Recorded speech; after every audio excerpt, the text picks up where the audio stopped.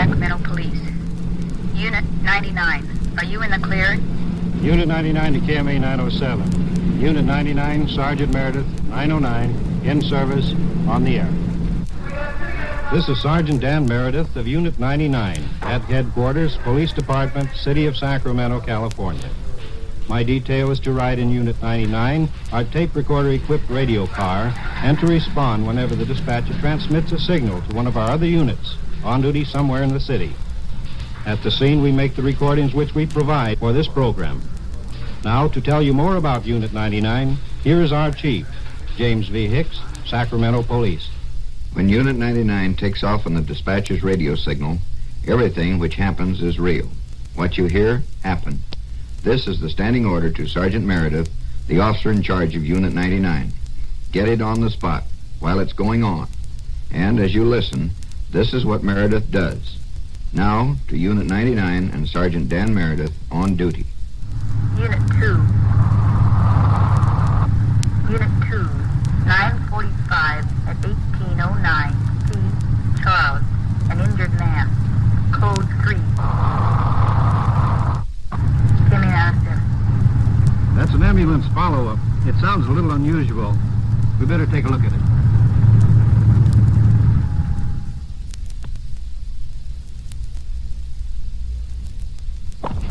The ambulance and the units here. Let's see what it is. Went into the almond growers. The officers are working on somebody that's cut. You say it's a knife fight, King? Yes, and he staggered in here for aid. The nurse, we haven't got the full story yet. The nurse there could tell you the camera. Meredith went out to check it. Out there by the incinerator, by that almond deal. Talked to him at all? No, not yet. Meredith did. Officers Bertolani and Irving are taking the victim to the emergency hospital now on a stretcher. Ambulance is awaiting outside. We'll pick up the full story later. I guess we're going to take him in the emergency and Dick's talk to him or something on it. Quite deep. We just missed it. You're the nurse out here at the almond growers? And where was he cut? This Right man? here. Right across the left side of the neck. About 2 inches. How wide is it? Quite deep. It wasn't wide, it was deep. I think if they'd gone a little bit deeper, he'd have bled to death. Where was the other? Right about here in his arm. On the arm. From what I could see, the serious cuts. The rest I didn't see. Did he tell you anything? No. I didn't question it. I didn't question it. I just took care of the bleeding. Was anybody here that talked to him? No, because everybody gets panicky and they called me right out and I took care of the gentleman. And I didn't question it. I knew at a glance he wasn't one of our men. Do you know if it severed the artery or cut into it? Very close on both places.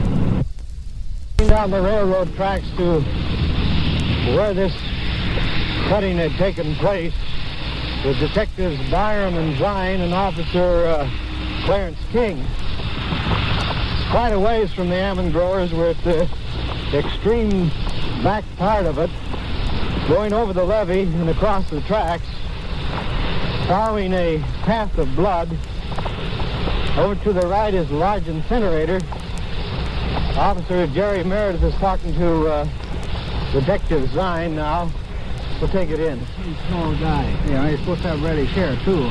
There's nobody in here now. There's some colored boys over there and a couple of guys over there. Guy is supposed to be 6'10".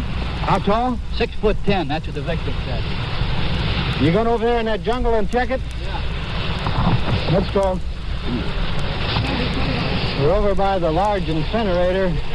Several hobos are camped alongside. It furnishes them with a great deal of heat here. It's quite cold tonight. I see blankets, cardboards, improvised beds of all kinds here. There seems to be about 10 bums here.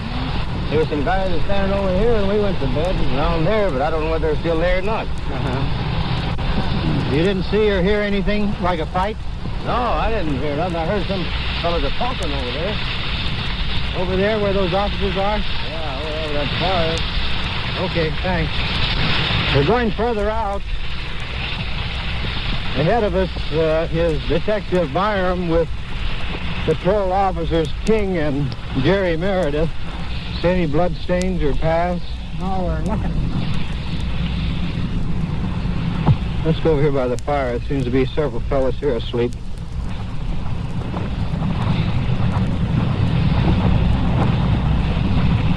This is quite a jungle camp here, Byram. Yeah, I wonder where all the occupants of these fine sleeping facilities belong. Yeah, it looks like about 6 beds here unoccupied also. Hey, boy, wake up. Quick! On your feet. Oh, yeah. You all alone here? Oh, that's the other guy there. Where? Yes, where is he? Oh, How long you been here? This guy was big. Since when? Big. Where'd you come from? Idaho Falls. How long you been sleeping right here in this spot? Just tonight. Just tonight. What time was that? Oh, about 15, 20 minutes ago. 15, 20 minutes ago. Then you haven't been asleep very long, have you? No. You see a fight over here? No. Stand up, will you? Where'd all your boyfriends go? There's a half a dozen beds around here. I don't know where they went there. You know, it's around. How many of them were here? There was 2 or 3 of us, about 4 of us. You know their names? Nothing. You come in town with them? Plus, I couldn't by myself. You just met these boys here in the camp. I seen them all sitting down here. Some of them went to sleep. Where's your shoes? Supposed to be on these here. They usually use the shoes as pillows. Yeah, there they are. Got them under the paper there to keep them from getting wet, I guess. Yeah. You didn't see a fight or hear of a fight around here, did you? Nothing. You positive? Yes, sir. Well, looks like your boyfriend's cut out and left you. Well, you going to check the area a little bit more here, Byram and King? Yeah, there's a 40-acre field here that they could be in. Either one of these 2 bridges leads over to North Sacramento. The guy could be long gone. Very likely is. Or in one of those box cars. Well, if this fellow's 6'10", it won't be hard to identify him. Very easy to spot. Byram, what kind of coverage do we have out here? Well, we've got 2 men over there on the levee that are going to handle the east side, and there's a man over by the subway. I don't think he can get back over there. We'll cover the middle of the field down here and work toward the tracks, I guess. The river's over there. If he's gotten as far as the river by now, why, chances are good that he's gotten away for the night. Okay, we'll search around a little further here. And then you're going to go in and talk with the victim later. Yeah. We'll follow you in on it.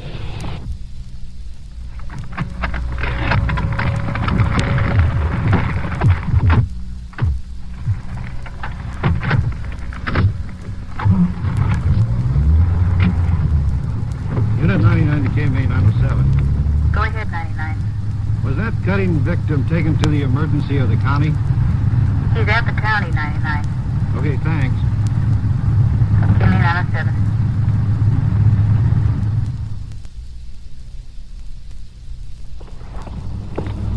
We're going into the emergency ward of the county hospital.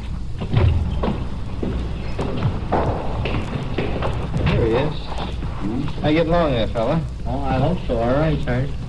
All right, let's take it from the beginning now. How long you been in Sacramento? Just came in. What time? Well, we left Roseville at 3:30. I guess around 5 o'clock we get here. About 5 o'clock today. You say we left Roseville. Who came with you? Murphy, Who's Murphy? the guy with the coat on. He's got the trench coat on. Yes, Is he the man that cut you? no, sir. Didn't touch me. And where'd you come after you got to Sacramento? Well, we walked downtown and I left my bedroll right with Jerry. Yeah, and then where? Well, we walked down to the room, we come back out, and we got a pack of cookies. Walked over, sat down, and met this guy. Where'd you get the cookies? From Mom's Mission. From Mom's Mission over on 12th Street there. That's right, correct. You and Murph. Me and Murphy. Nobody else was with you at this time? No, sir. All right, where'd you meet this guy that cut you? On 12th Street. At Mom's?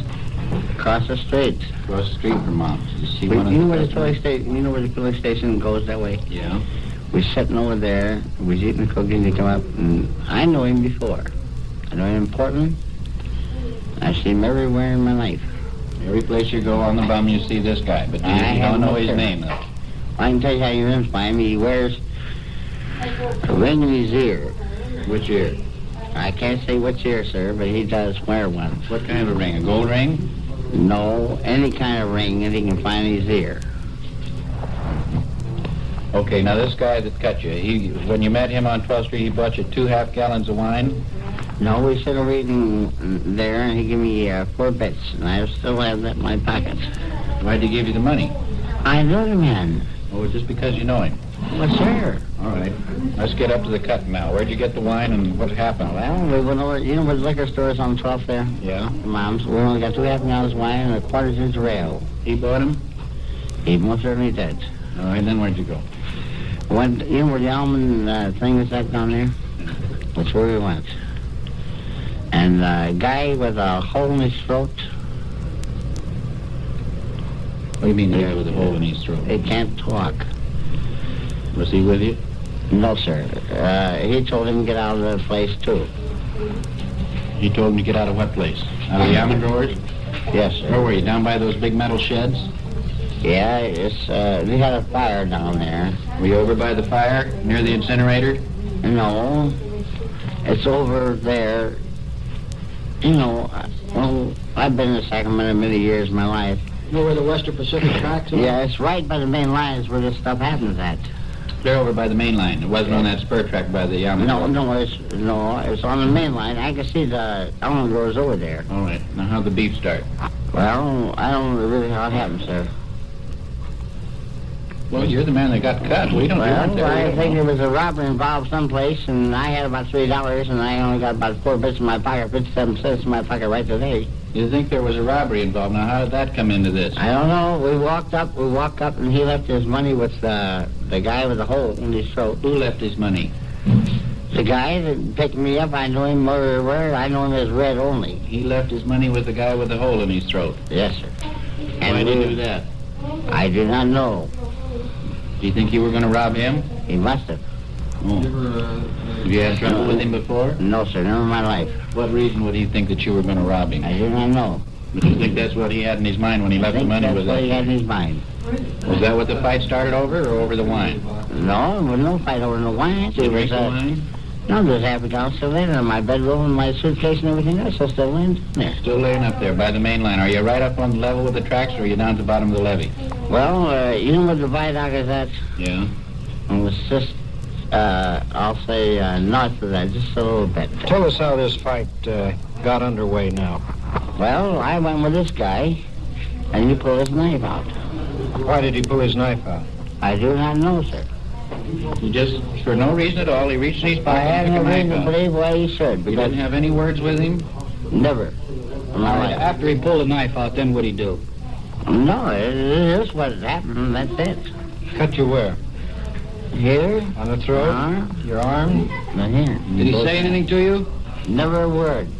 And up to this time, you had been friendly with him. He bought the wine, and you were all... I know him a long time. I know him, but I can't tell you his name. Well, just before the cutting now, didn't you have any argument with him or Never a anything? word, not a Was word. he drunk?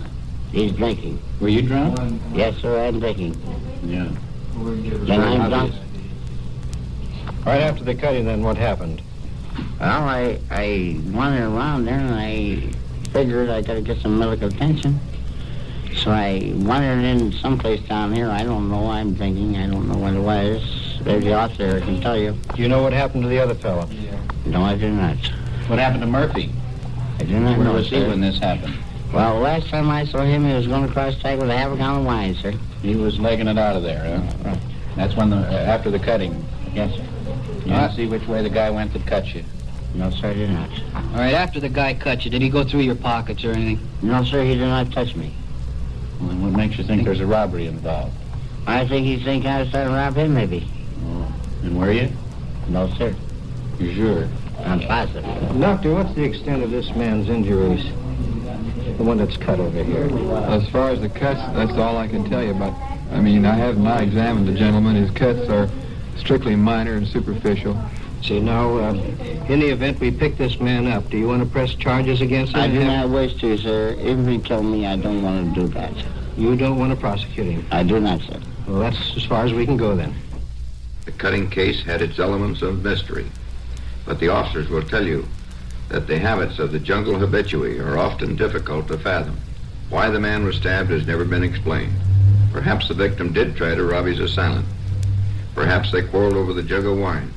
Be that as it may, the culprit, all 6 feet 10 inches of him, vanished into the night, and the victim's reluctance to make a complaint would have made his apprehension a worthless gesture.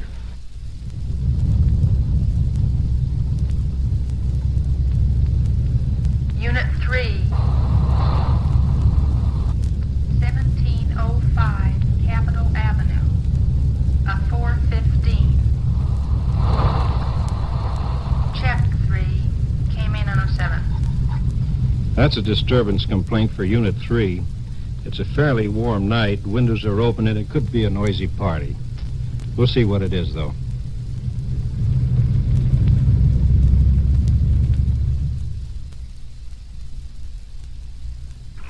The units there, I guess the officers are on the inside.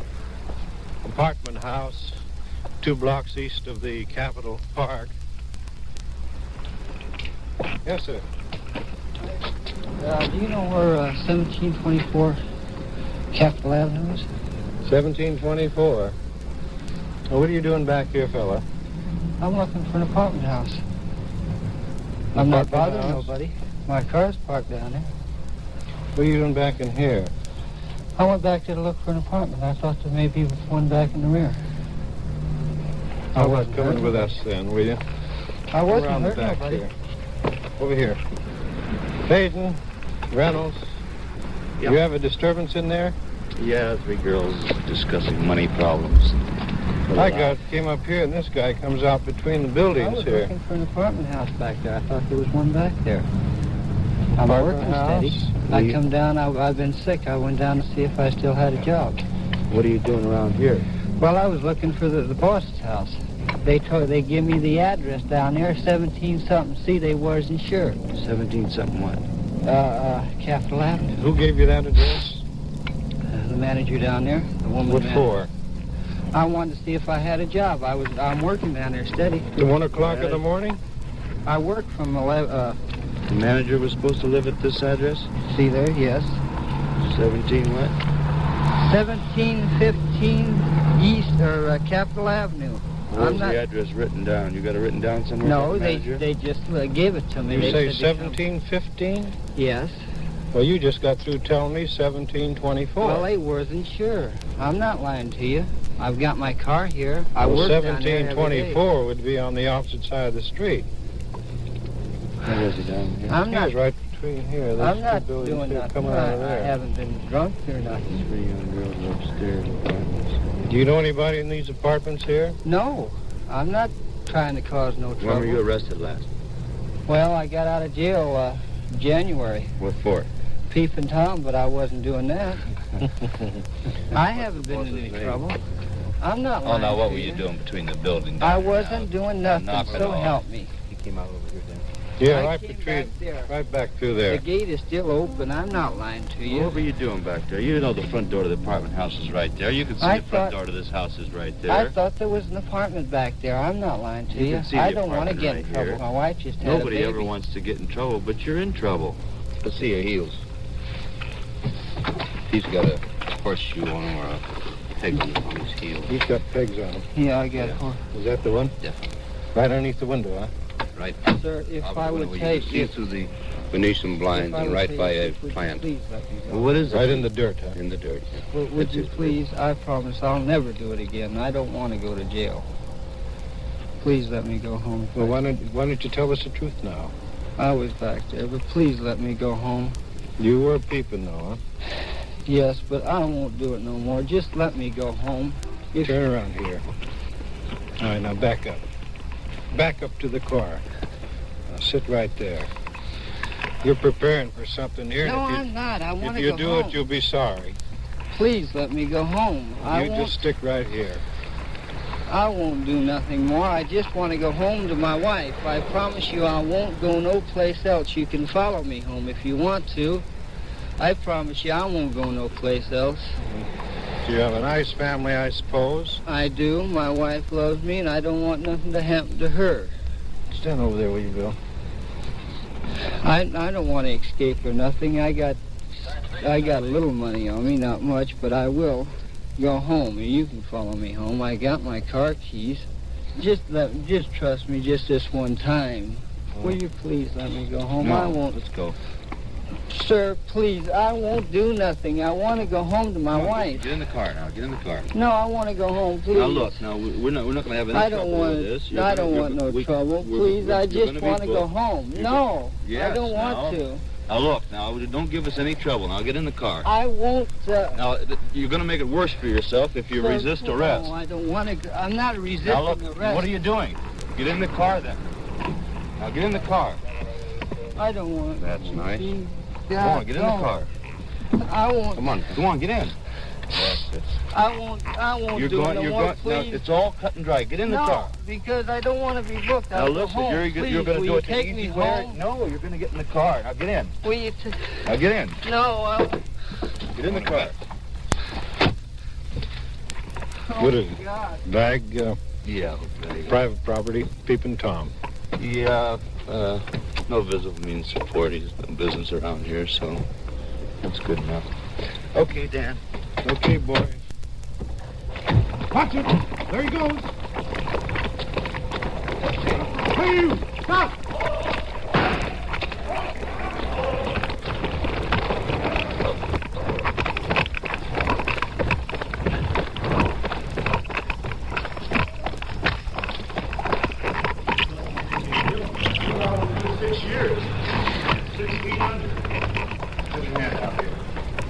Put the cuffs on. Get him? Yeah. Look at here.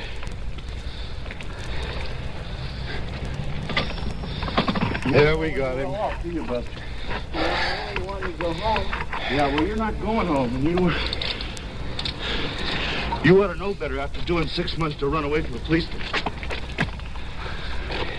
You just got yourself All right. 6 months. Let's go. The 6 months you were going to do before. What's the charge now, Reynolds? Oh, nothing resisting arrest. Vagrancy. This man was charged with vagrancy and resisting arrest and sentenced to 6 months in jail on each count. He has a record of burglary, and there is reason to believe that he was casing the apartment for that purpose, rather than peeping. The shot which was fired during his attempt to escape was aimed over his head. He was captured when he tripped over a chain at the entrance of a parking lot. This is Unit 99, presented in cooperation with station KFBK in Sacramento, California. These on-the-scene tape recordings were provided by the Sacramento Police Department and were made on duty by Sergeant Dan Meredith in Unit 99. Your host is Chief James V. Hicks of the Sacramento Police Department. KMA 907, Sacramento Police. Unit 99, are you in the clear? Unit 99 to KMA 907. Unit 99, Sergeant Meredith, 909, in service, on the air.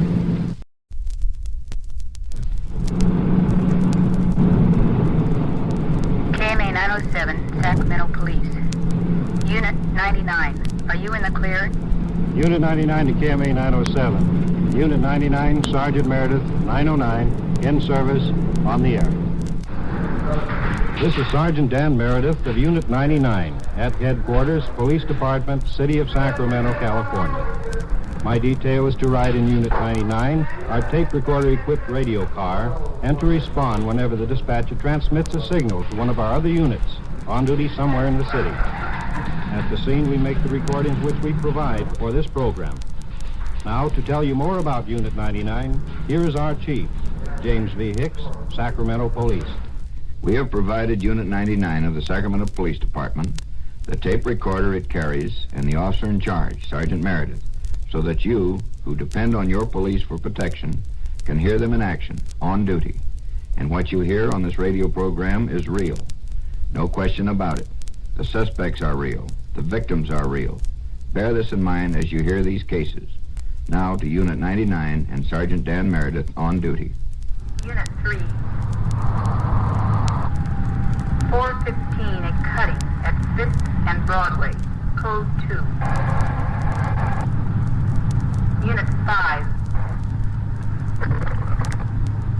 Cover in on 5th and Broadway. One of the parties involved, a juvenile, has left.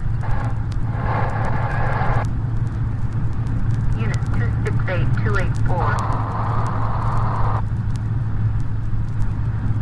Will you check out that cutting at 5th and Broadway? It's in the drive-in. Check, came in on a 7. That's a stabbing, cutting at 5th and Broadway. Unit 3's on the call. Unit 5 covering. Also, Units 2, 84, and 268. Detectives Oakes and Fox are called in on a 2. Seems like a hurry-up call. Let's get on our way.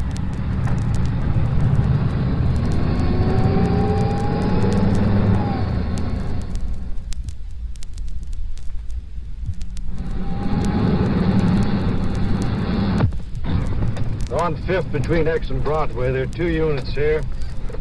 Quite a few people gathered around. See another car up on the sidewalk. Let's get out and see what it is. Hi, Mary. Hi, Bailey. What started the whole thing? I don't know. I didn't hear any words exchanged or anything. Where did it all take place? Right there where those gentlemen are right now.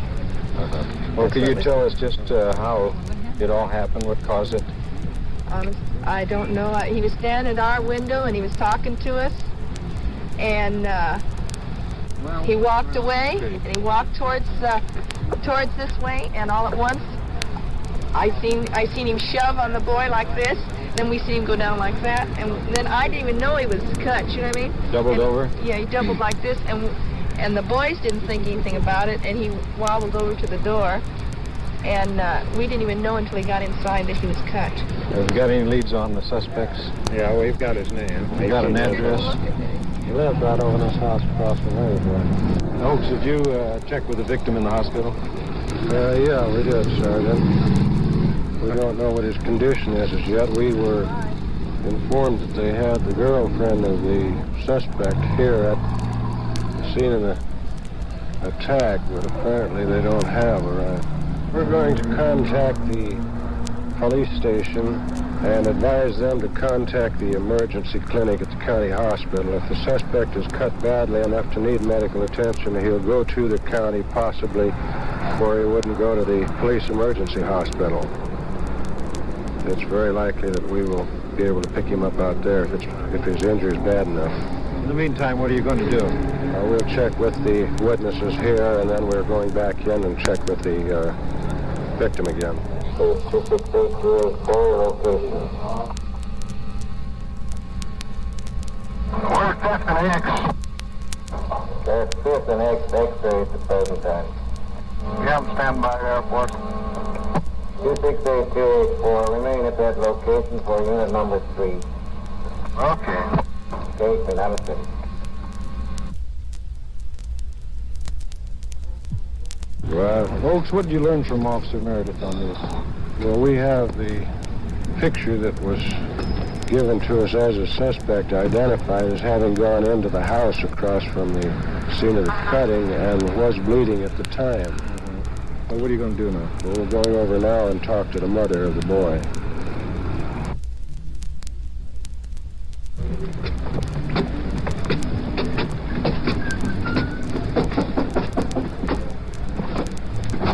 Police officer.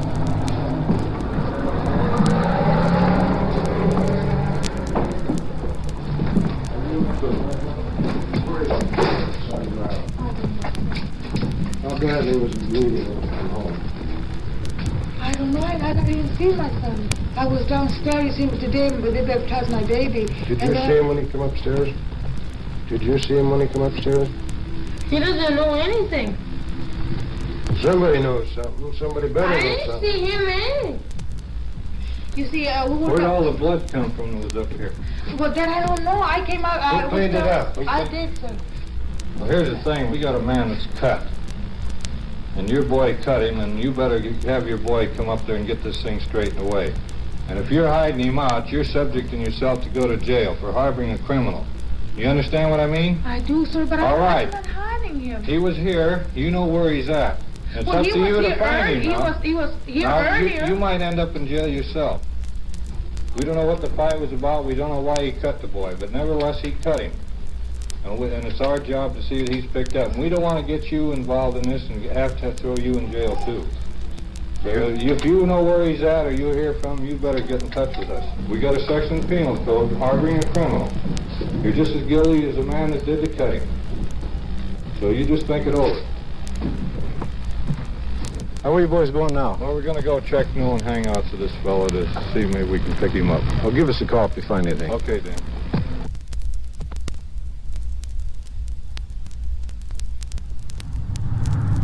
Unit 99. 99, go ahead. Unit 99. 940, units 284 and 268 at the county hospital. 940, County Hospital, roger. Check 99, came in on a 7. That's Fox and Oaks. Looks like they're going to talk with the victim. We'll meet them out there.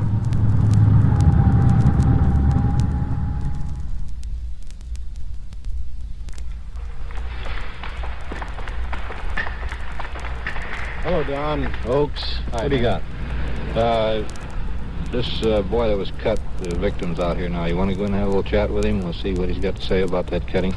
Yeah, I'd like to know. Let's go in, huh?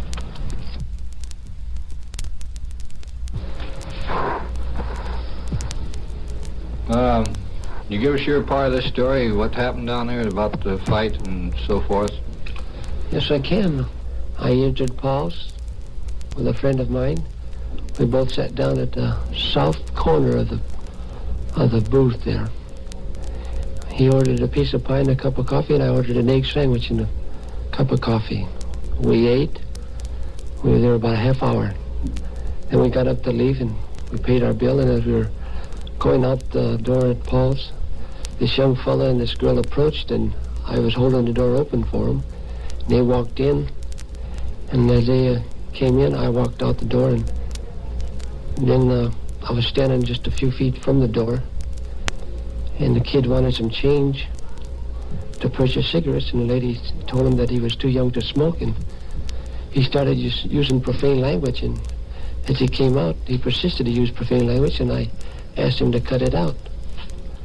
Then he started to use profane language against me, and the girl did too, and I got kind of mad about it, and I approached him, and he didn't stop, so I just grabbed him by the collar and threw him down. Then he came up with his hand doubled up to, fight. So I threw a punch at him, and he was throwing one at the same time, and that's when I was hit by the knife. And I didn't feel the knife, wound at first when he inflicted it. So I just stood there, and I seen the knife after. When he dropped his hand, his guard down, what it was. Then he approached me again, and I kicked him. And that's when he stabbed himself. So you say you didn't have any weapon at all? I've never carried a knife in my life in my pocket. The argument that started now, was that inside the place? No. And you stated that you had left, that you had gone out. Did you completely close the door, or were you still holding the door open? No, I had closed the door, but another person was coming out when I overheard him cussing. In other words, the conversation that he was having at the time was strictly with the cashier. And you took offense at it after he came out of the place. Yes. I wanted him to have a little more respect for her, that's all. And that's what caused the fight and the eventual cutting of you. Yes. Now, did he stab you or did he cut you? He stabbed me. Well, how deep? The wound was clean through between my ribs, and it punctured my right lung, collapsed it. And I just didn't feel it right offhand, and I just stood up to him and kept fighting. Because he approached me, and the girl that he was with kept telling him to get me. And she came from behind and grabbed me, and I dragged my arm away from her, and my wristwatch came off my left hand and fell on the ground, and I seen it. And what happened immediately after you realized that you had been stabbed? Well, I walked into Paul's there, and I told the cashier if she'd call me a policeman. I told her that I was stabbed, and she thought I was fooling with her.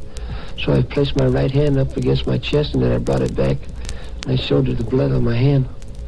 And that's when she called the police department, and then some fellas picked me up and put two tables together, and they laid me on it. Then, I don't know, it seemed like hours before anybody arrived there, but it was quicker than that, I guess. But I was losing my breath. I couldn't get it. But you had no weapon at all? No, I've never carried a knife.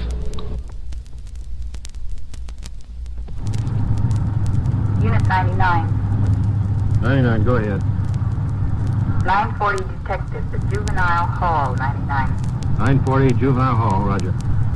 Kimmy 907. You know what that is, Dan? No, unless they caught the kid that did the cutting. That's Fox and Oaks again, so maybe that's the deal. They want us to meet him.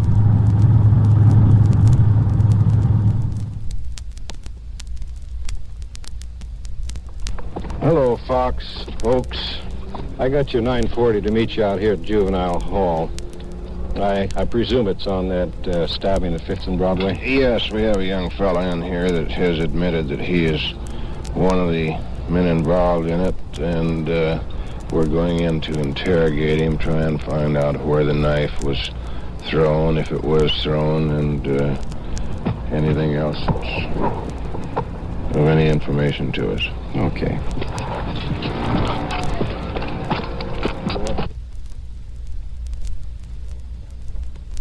Can you tell us what happened down there? Well, I was at a party over at I got a friend of mine's, and I went down to Paul's Drive-In, and I wanted to get some cigarettes, me and another girl. And as we was coming out, this guy, he called me or the girl I was with some names, and I turned around and saw him coming, and at the time I pushed that girl away from me, and he hit me, and I went down, came back up, and he swung at me with a knife on his left hand, and it missed me completely except for my left arm. That's how you got cut, was when he swung at you with a knife? After I fell down. After you fell down, you came... After I came back up. You came back up. Yes.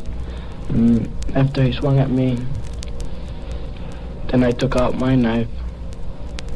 Then Where did you have your knife? In my left pocket. Right here. Where?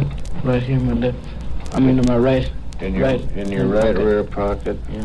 What kind of a knife was that? Can you tell us? Yes, it's a white push-button blade. A white push-button? Blade. That's what we commonly call a spring blade knife. Is that correct? Oh, there's two kinds of blades. Yes, that's true. Yes. But it is commonly known as a spring blade knife. Is that correct? One side sharp. One side sharp. Yeah. Mm-hmm. And after I took out my blade, he shifted blades from his left hand to his right hand, and he swung at me again. And after he swung at me again, he had his arm up in the air when I came from the bottom up and cut him across his what's it called? The upper part of the chest, is that where you cut him? Yes. Did you cut him or did you stab him? Well, if I would have stabbed him, I would just, poked at him, but I just... You just swung at him. You took a slice at him. You slashed at him with a knife. Yes. Were you aware at the time where you had cut him or whether you had cut the man? I didn't know till after that he was hanging onto his stomach. That's why I told you guys that I thought I cut him in the stomach, because I didn't know where I cut him. You spoke just a second ago about he having a knife. Are you sure in your own mind that he had a knife? Well, I tell you this much, that before I took my knife out, I didn't feel it when he cut me. I didn't. You didn't feel anything? No, but after I put my hand in my back pocket, I put my hand down, then that's when I saw the blood. Is that what made you pull a knife out of your pocket? Was the sight of blood on your own arm? The only thing, seeing blood. So after I saw blood, I thought it was his blood, but it couldn't have possibly been his blood, because I never hit him with nothing. Up to that time, you hadn't used a knife at all. No. Are you sure that he had a knife? Well, otherwise I couldn't have cut myself. I mean, I didn't take out the blade until I saw the blood. Did you see a blade in his hand? I didn't know whether it was a push button or a regular knife, but I know he had some kind of a knife. You feel fairly sure then that he actually had a knife. You speak of a blade as a knife, as I understand. Yes, but as far as I know, after I cut him, that he went staggering back against the car and against the other guys over there. Then he went back to the Paul's Drive, and he went back in there. Where did you go then?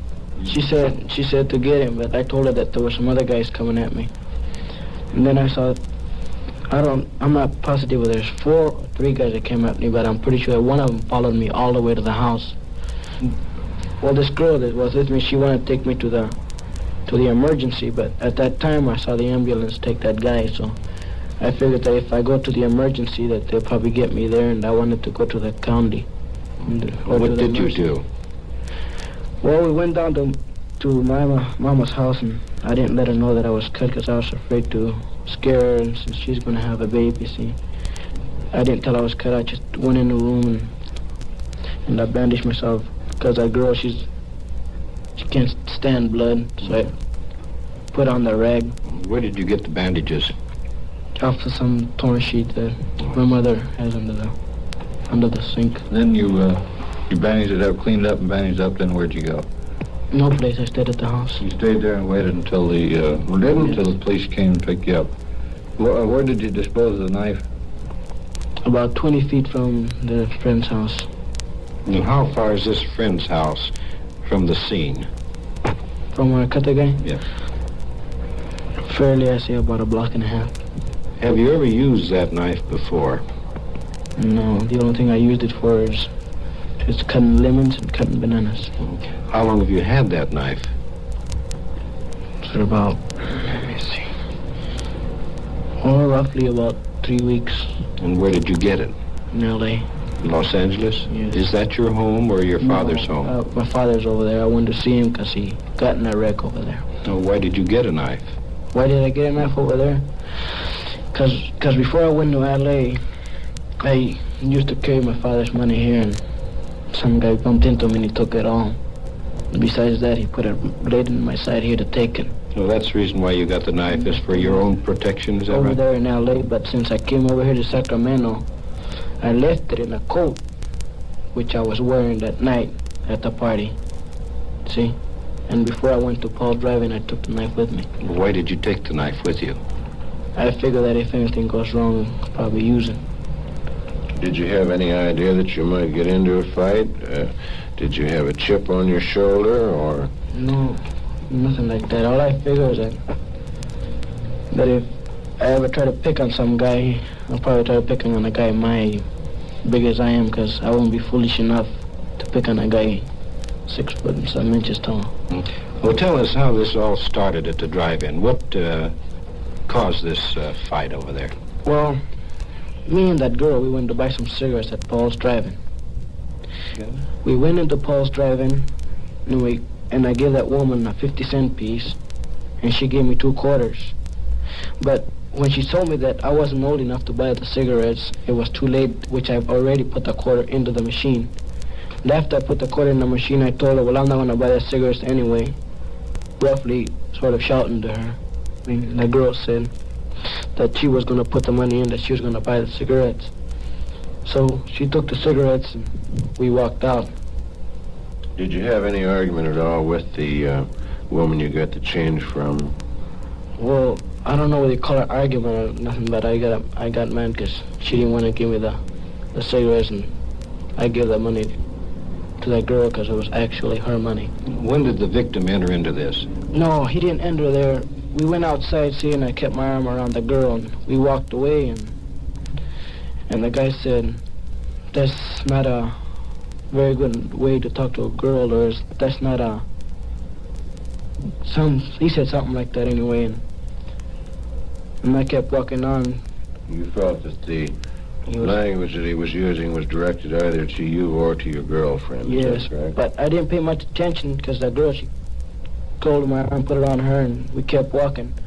Then I decided to take a glimpse back, and that's when he came at me, and I pushed the girl off, and she fell down, and he hit me. I'd like to ask you this question. Have you ever been in trouble before? Yes. For what? Burglary and car theft. For burglary and car theft? That's all. And you have been in the detention home before this, then? In here? Yes. Yes. You have been here before? Yeah.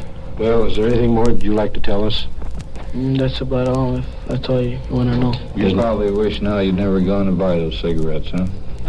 I wish I would have never gone to that party. The case you covered with Unit 99 tonight was not sensational. It made no headlines and fell under the heading of routine, insofar as the investigating officers were concerned. It does, however, pinpoint a condition with which your police are too frequently confronted: the hot-tempered juvenile hood who wields a knife at the slightest provocation. There are more such cases than you hear about, and too often the offenders are not first-timers. The stories of the two principals were conflicting on some points. The victim denied he used a knife, and witnesses substantiated his denial. The culprit claimed the victim used a knife, but the officers believe he wounded himself in the struggle. I wonder if you noticed that the culprit, before leaving on such an innocent errand as buying cigarettes, took the precaution of arming himself with a knife. And I'm sure he didn't expect to get into a fight with a cigarette machine. He was charged with assault with a deadly weapon. The victim, although he had a narrow escape, recovered and was discharged from the hospital in a few days. This is Unit 99 in Sacramento, California. These on-the-scene tape recordings were provided by the Sacramento Police Department and were made on duty by Sergeant Dan Meredith in Unit 99. Your host is Chief James V. Hicks of the Sacramento Police Department. Unit 99 was directed by Tony Kester and came to you from Sacramento. Unit 99 to KMA 907. Unit 99, 908 coming in. End of tour. Check 99, KMA 907.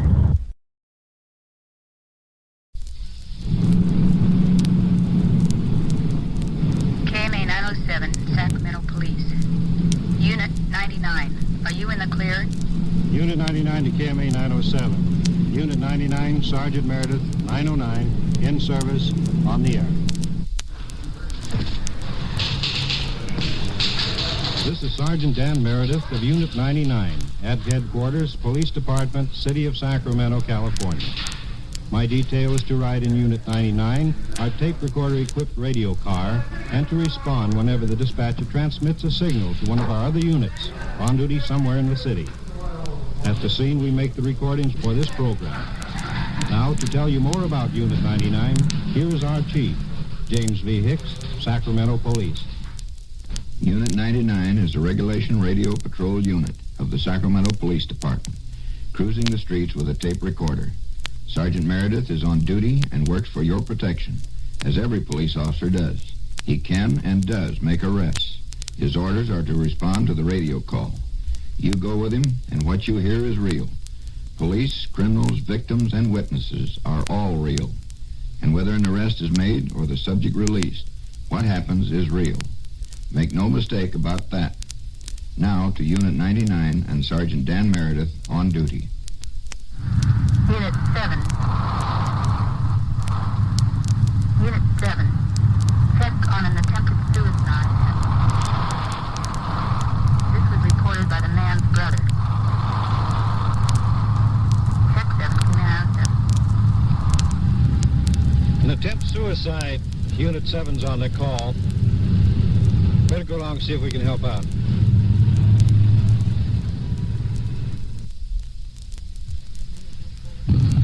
Unit just pulled into the curb. We're right behind him.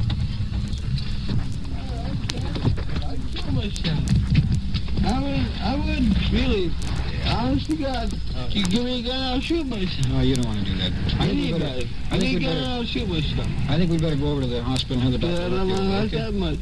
That's my own brother. I know you do. I love her. Sure. I love her, but you always goes away. I don't know why. I don't doubt I that. kill myself. She had been up at home. Listen, let's take the guy's advice now. You go over to the hospital. You gotta give her. Listen, you know where the county hospital is over here. I bought her home. Did I, brother? Did I buy a nice home? We know all that. Come on now, let's go over to the county hospital. Let's go. Why don't you go to the hospital? Well, what do you take me to the hospital for? Because this gas you've inhaled, I want the doctor to check you over, see that it hasn't hurt you. I didn't kill myself. No, that isn't going to get it. You know that isn't going to get it. But didn't kill myself. You're solving your problems, but you're causing everybody else a terrific amount of problems. Yeah. Your wife, your child. Yeah. Well, listen, why don't you go on with us over to the hospital? We'll have the doctor look you over. No.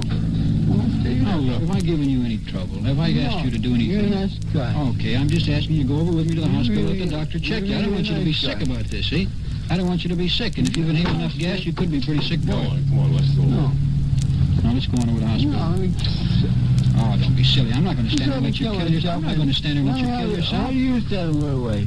Why should I stand in your way? No. Because you're not thinking right now, and you need somebody to stand in your way. I just want to kill myself. Well, now that doesn't make sense. To you it makes sense. To me it doesn't. And right now isn't the time for you to decide what you want to do because you're not normal. You're upset. You're terrifically upset. And now isn't the time for you to do anything but just go to sleep. And when you're tomorrow after this drink, I'm going to take you down and let the doctor talk to you. And then if he says he advises it, we'll let you sleep right there at the hospital tonight where there's somebody that can watch you. Wait. I got to protect my home. Oh, nothing's going to happen. He'll lock it up. It'll be all right. Well, Lopez, what's this all about? Well, it seems that there's been some in-law trouble over a period of time, and his wife is not at home now, and I assume from what I've heard that she is at her mother's. And seems to be some interference from the mother into their family affairs. He has a stepdaughter who he cares a great deal for, who he's afraid of losing, and he's been drinking tonight and apparently feels very sorry for himself. Well, what was this attempt suicide caused by? Well, he turned all the gas jets on in the house and closed and locked all the windows and doors. And then he called his brother on the telephone and advised him of that fact, and his brother came over and broke into the house and found the gas in there. Was this man lying on the floor, or was he conscious? When we arrived, he was standing on the front porch with his brother. Apparently, he had been dragged out by his brother and was standing on the front porch when we arrived. You're the brother? I don't know what to do. He told me he was going to gas himself, and so I didn't know anything else to call you guys. Is he having trouble with his wife? Yeah, his wife. He claims has left him, and he's becoming despondent. She's left him a couple, 3 times, according to, Yeah. Well, I see that he's partially willing to go now, so let's try and get him down to the hospital. Okay, if I drive? Okay, boy. No, we'll take the square car, so we have the radio to listen to on the way down, huh? Okay. We'll follow you down to the hospital.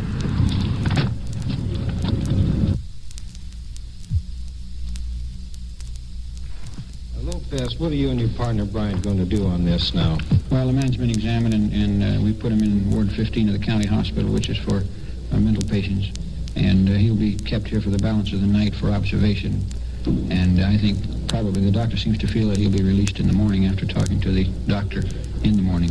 The doctor believes that his condition will be entirely different tomorrow. Well, he feels that it's a temporary thing, and then tomorrow he'll have a different aspect of the thing.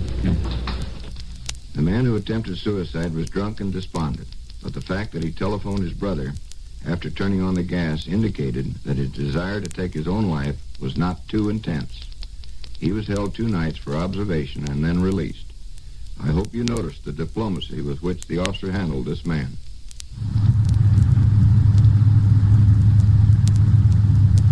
Units 242 and 246. 20th and Q, Queen. Investigate a report of a small boy in a bar. Check, came in on 7. Juvenile Officer Star Jill in York just received a call to 20th and Q regarding a child in a bar. We're just about 2 miles away. Let's see what it's about.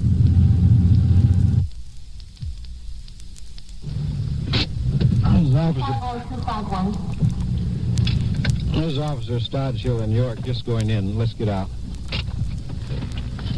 Oh, no, who could have called? How old is the child now? 6. 6 years old? Yeah, we went to Legion Hall, and we stopped in here for a beer. Well, you realize that it's Yeah, I know. 5 minutes after 1. Yeah, but for goodness sake. You feel this is a Did proper somebody call environment? you? No, I know it isn't. He's my grandson. And he once in a while I have him with me, and I stop in here once in a while, and tonight I stopped for 1 beer, and we've just been here. Somebody called you? Yes, I can't ma'am, we received a understand call. it. How can they be? People be like that. Well, certainly he has no business being in a bar No, at 1 I o'clock in the morning. understand that. It's not a habit. Certainly, regardless whether it's a habit or not, it... I was just kidding in there now. I was leaving a grandma to take him to a bar. But this is like Does his home. mother live in Sacramento? Mm-hmm. How is it? You have him on the weekends, do you? That's right. Where does his mother live? Here in town.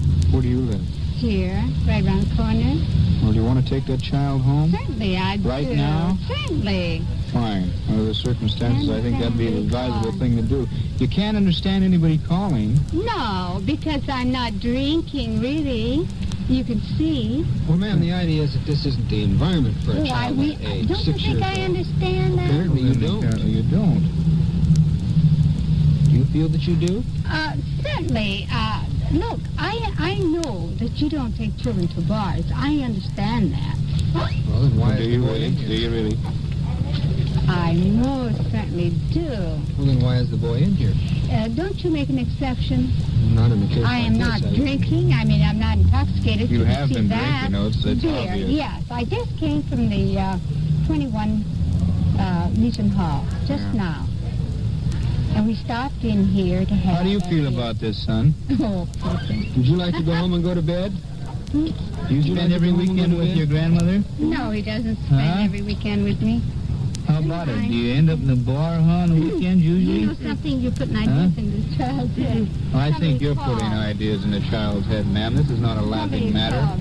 I know it isn't. Don't If it tell were me. my child, and I tell you, I'd strictly forbid him for you to have anything to do with him. You want to investigate my life. We're not my interested in your life. history, We're interested in the child's and life. I brought up his father. And I have Well, I never hope to had an think that you occasion. didn't take your own son into a bar at Never. 1 o'clock at night. And I'm telling you, I have never had an occasion. You want to talk to my son? He's 25 years old. Never had an occasion of this sort. You want to Been take in a this bar. lady's name and all? You have a piece of paper and all? Are you going to make an issue of this? Under the circumstances, I don't think we have any other choice. I You're just can't taking a lighthearted understand. attitude about it. No, I'm not. I'm more serious than you are. Well, we're advising you better start heading towards home and take this little boy and get him off the streets. You could call. Imagine At that. 1 o'clock in the morning. I can't either. Isn't that something? This is the first time in history that this has happened. I don't understand this. This is the first time. I wonder who called. Well, somebody called evidently thought the child shouldn't be there, too. Well, look, you see, you walk in a restaurant or a bar for a beer, and we just got here.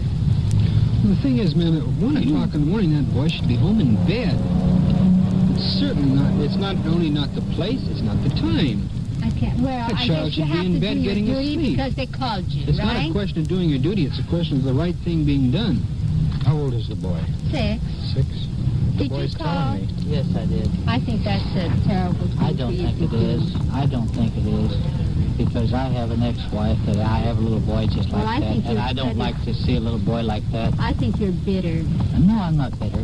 I don't think he is. I think he I don't has think I'm bitter at all. This is my grandson, and once in a blue That's moon, all he right. comes to town and stays with Well, me. then, once in a We blue moon, went- if you're taking and treating him like Yeah. he is now, then he shouldn't be with you at all. And we go to the Legion Hall we went tonight, and I live around the corner, and we stop by to have a beer. I know that little boy there has not had the attention of a father. Yes, he has. No, he hasn't. He has not treated me like that. He has had an attention of a father that You he are should have had. sadly mistaken. No, Was this I'm boy with you when we Don't first tell me. arrived? Yes, he was. You were He was taking care sitting of on him? my lap. Yes, Well, he because was. you talked to him, you brought him That's peanuts, right. and he came over That's and right. talked to you. Because he needed attention. Isn't that See, as far as you were terrible? concerned, we asked who the child belonged to and what? Why? What are you asking? Why?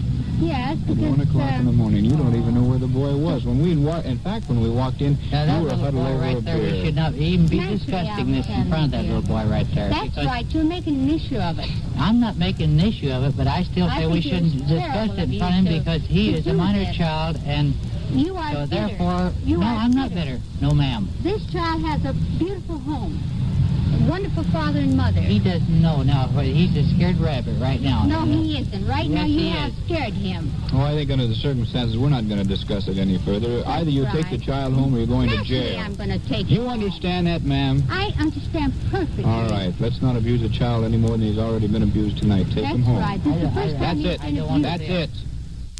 It would appear that Grandma wasn't the best influence in the world for this child, but she finally accepted the officer's suggestion that she get the youngster out of the place, and I doubt that she'll do it again.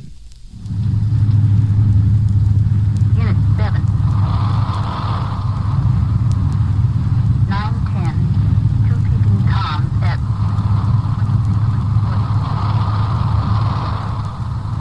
2340. Check 7. Unit 5. Cover in on that 910 5. Check. Unit 7. That's a report of 2 prowlers or peeping toms out on 24th Street. It's Unit 7's call, but 5 is covering.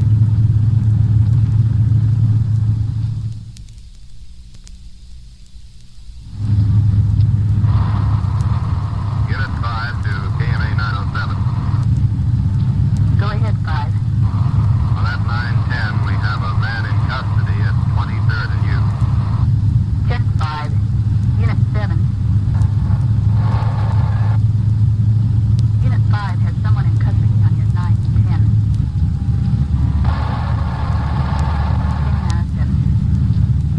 Unit 5 is holding somebody at 23rd and U. That's up the next block.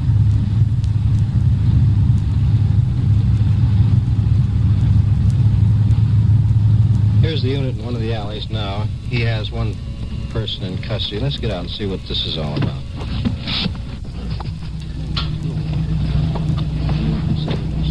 Where did you meet him? Hello, Camper. This partner that was with him took off running between the houses here. He wasn't my partner. You say he was a friend? Where did you meet him? I met him up on Broadway. He had a flashlight in his pocket, too, Dan. Uh-huh. What's your story? Let's carry a flashlight around. What is your story tonight? Well, I just went to a show down here, somewhere down on off K Street. I was walking around. I walked up here to Broadway, and then my friend up there walked around down here, and then he says a cop, and he ditched. Where on Broadway did you meet this boy? Oh, I don't know, somewhere up there in Lighted Streets. You don't know where it is? No, I just met him. I didn't look at How old the are you? street signs. 18. You 18? 18, identification. Let me see it. Says he lives over on 19th Street. Well, what are you doing over here? I'm just walking around. I guess you were. I don't think it's funny. We've got a report on you. On me? That's right. For what? I always walk around about this time. You were born in 39? Yeah. You know better than us what you were doing. I was just walking around. Well, why are you in this neighborhood? Any particular reason? No particular reason at all. Well, son, if you were born in 39, you're not... Well, I just had my birthday last Saturday. That makes you 17, not 18. No, I'm 18. Oh, I had this made up when I was 17 years old. I was 18 September 29th. Well, we don't believe it. We'll go by this card here. Okay. But I need. Where are your parents? At home. They approve of you even if you were 18 to be roaming around the streets like you are? Well, I am 18. Do you realize what time it is? It's about 1 o'clock. It's after 1 o'clock in the morning. Is it? Did you go through his pockets? Just lightly. We didn't check it too well. You got a couple of wrenches, flashlight.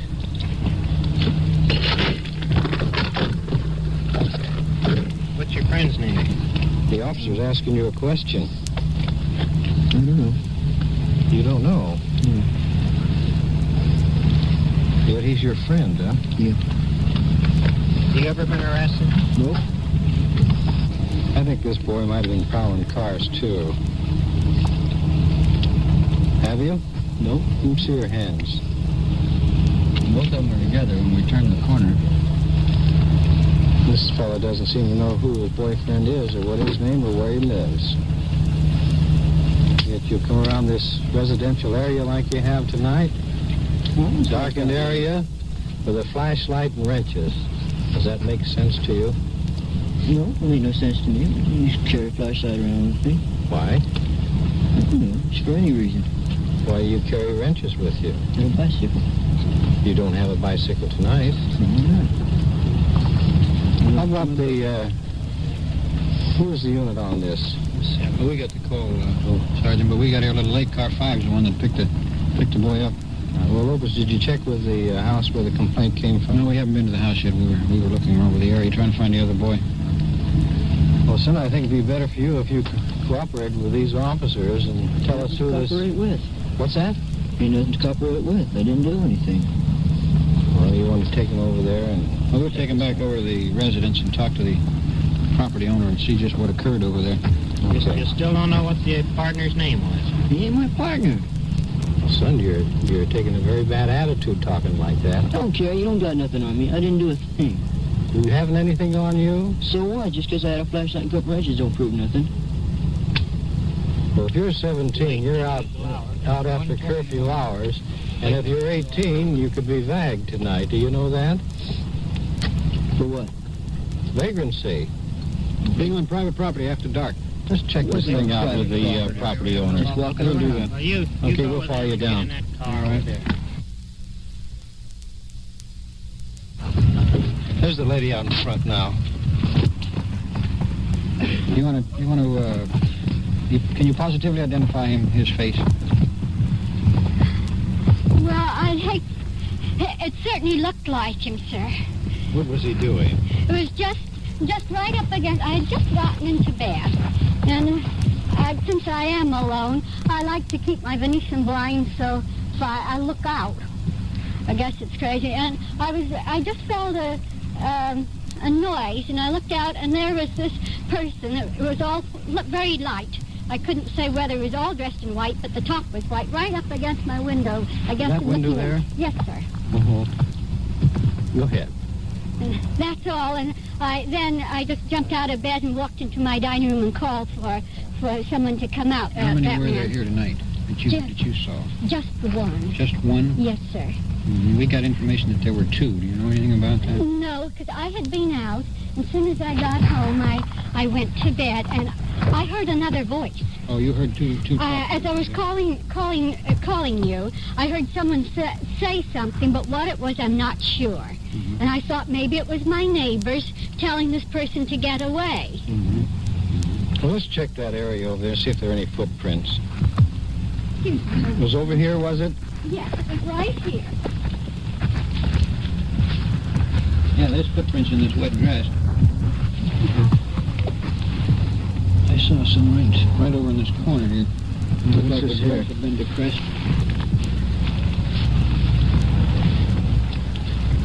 With this narrow flower bed, it wouldn't have been necessary to step in it to get close to the building. He was underneath that farm? Yes, right in between the two bushes as far as I could see. In the middle there? It was right up against the window. Mm-hmm. I was startled. Let's take another look there. Since I am alone, I don't want to appear neurotic and call every time I hear a noise. It's the first time I've ever called. You do that. And I didn't wait to see what he did. I just got out of bed and went into my dining room. Yeah, Manuel.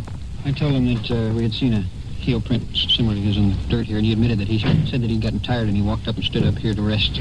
So he admits being on this property, but he still doesn't know who his partner was, who his friend was. Well, that's what he was doing, prowling the neighborhood. Apparently so. We're going to bag him. He says he's 18 years of age. We're going to have to, he has no other identification, and so if he wants to be treated as an adult, we'll have to book him as an adult as long as he states his age is 18. Mm-hmm. Until some proof arrives that he's under 18, why he'll be treated as an adult, I suppose. Yeah. We'll put him in as an adult for the time being until they determine for sure what his age really is. What do you have to say now? Just what I said. What did you tell these officers? I told them I went up there and I sat down. I mean, I didn't sit down. I was over there in the grass and I stood up. And then I walked off and I walked on down that way. Okay, 56. And those cops came around. My buddy said, "There's a cop," and he ran away.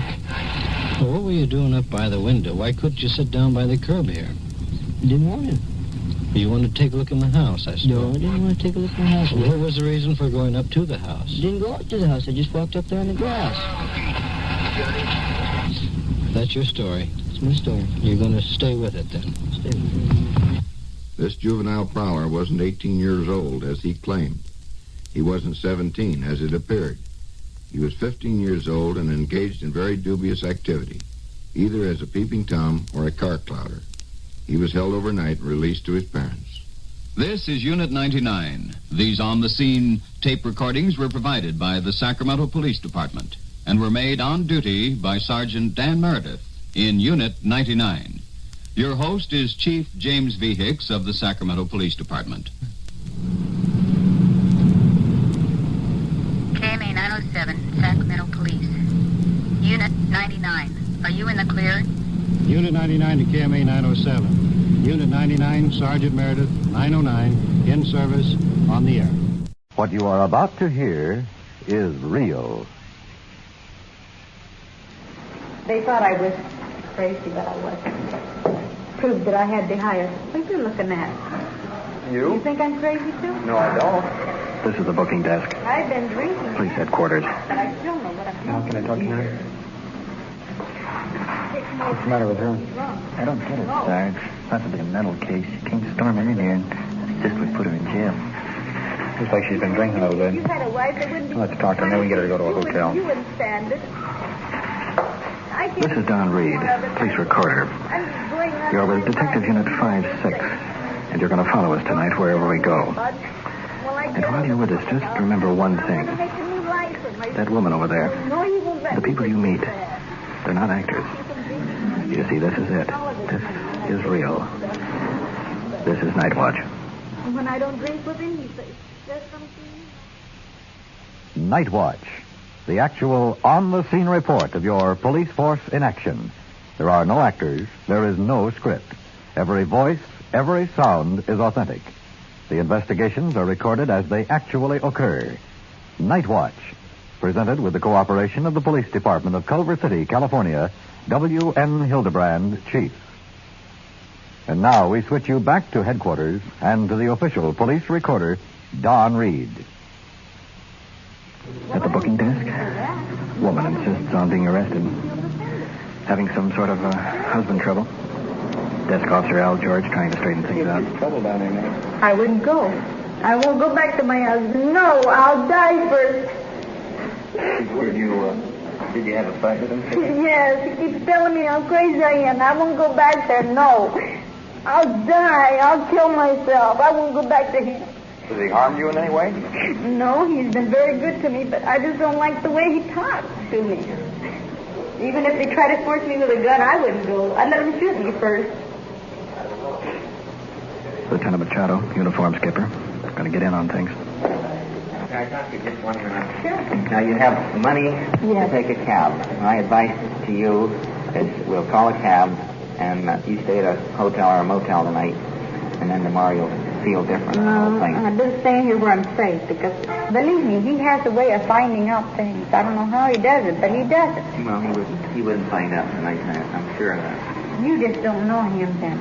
Well, either call a cab and have you stay at a hotel or motel, or we'll call some friends or something. Put me in jail or out. Okay, then you'll have to call an ambulance before long. Why? Because I'll run over some of the car. Well, that's talking silly. I mean, No, it isn't talking silly. You're grown up, woman. Yes, I'm grown How up. old are you? I'm 30, almost 32. I'll be 32 next Saturday. Well, I mean, you know better than that. Yes, I know better than that. But you just don't know the man I'm married to. Well, you sit down for a while and we'll think it over. Because I want to be protected. Woman standing still. Very powerful build. Perhaps 200 pounds. But I don't want to go. I want to stay right here. I have no friends or nothing to go to. That's what really hurts me. Just please tell him to put me in jail. I don't want to go no place. I just want to stay here. Have a seat. If you people knew how he was, you'd feel the same way I do. Al, you want to take her into the detective bureau and let Ross talk to her? I don't know what we're going to be able to do. I don't think we can turn her loose. I'm going to record check, and I'll see if I can get hold of her husband. Right, I'll take her on in first. Let's move across the hall to the detective bureau. You'll have to find some way to help her.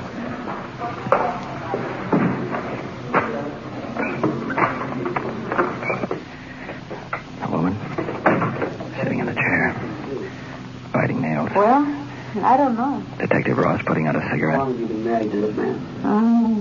Let me see. We got married a year ago, April. How can we help you? I mean, what can we do to help you? Just put me in jail and get me away from him. Well, we don't want to put you in jail. Well, I don't want to go out any place else. Because if I do, he'll be sure and find me. He'll stay up all night looking for me. Well, has he hurt you before, or? He doesn't tell me. Why did he do that? I don't know. He was drinking. Has he been drinking tonight? He drinks every night. Well, we can't very well put you in jail, and I don't think that would solve anything anyway. Well, I don't want to go out to let him find me. In other words, you just left the house, and you don't intend to go back. Is that No. right? Do you intend to go back to get your clothes? No. Do you intend to take any legal action, like getting a divorce? No. And I wouldn't give him a divorce if he started. I'd let him suffer. I really would. Do you have any children? Yes, one little girl. Where is she now? I don't know. I couldn't tell you that. You don't know where your own daughter is? Who has her My sister ran away and we couldn't find her. with your daughter? Mm-hmm. She wanted a doctor, so I wouldn't sign the adoption papers, so she ran away with her. And did that happen while you were in The hospital. the hospital? They say they're all insane that go out there.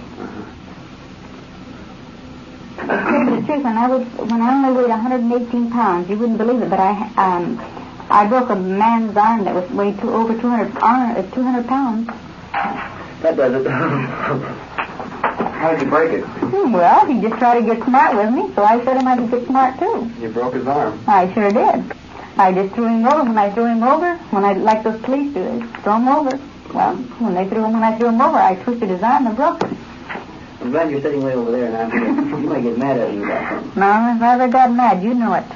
I don't want you mad at me. It wouldn't take me 2 seconds to get over this desk. What? They say I have an insane temper, and I believe it. When I get mad, I go crazy. And I just soon kill a person's look at him. Sure, can I see you, man? Yeah. Excuse me, please.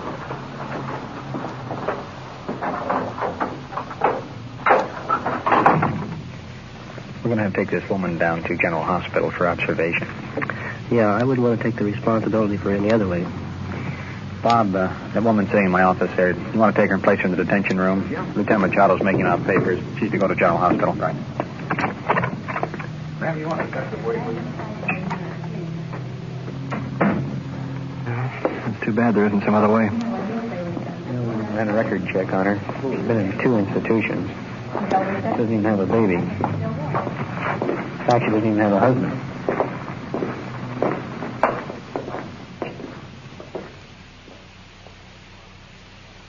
You are listening to Night Watch and following the activities of Detective Unit 5-6 on its tour of duty. Remember, the people and sounds you are hearing are real, and the investigations are recorded in the field as they actually occur. We'll bring you the final results of tonight's action at the conclusion of Night Watch. And now we switch you back to police headquarters and to the official police recorder, Don Reed.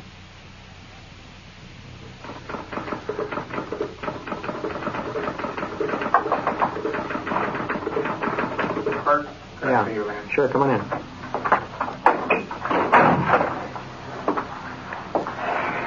We've been talking to a fellow out there that came into the station. Tells us that there are 2 guys waiting for him down in the drive-in. Wants to sell him some benzodrine pills and talk him into marijuana for good measure. Here's the address and info we took. It sounds like a good deal. We've been looking for a couple of guys down there. Where's the fellow? That's right, my fellow. Okay, bring one in with you. Do you want to come in here? The detective. Young fellow. Good haircut. A little nervous.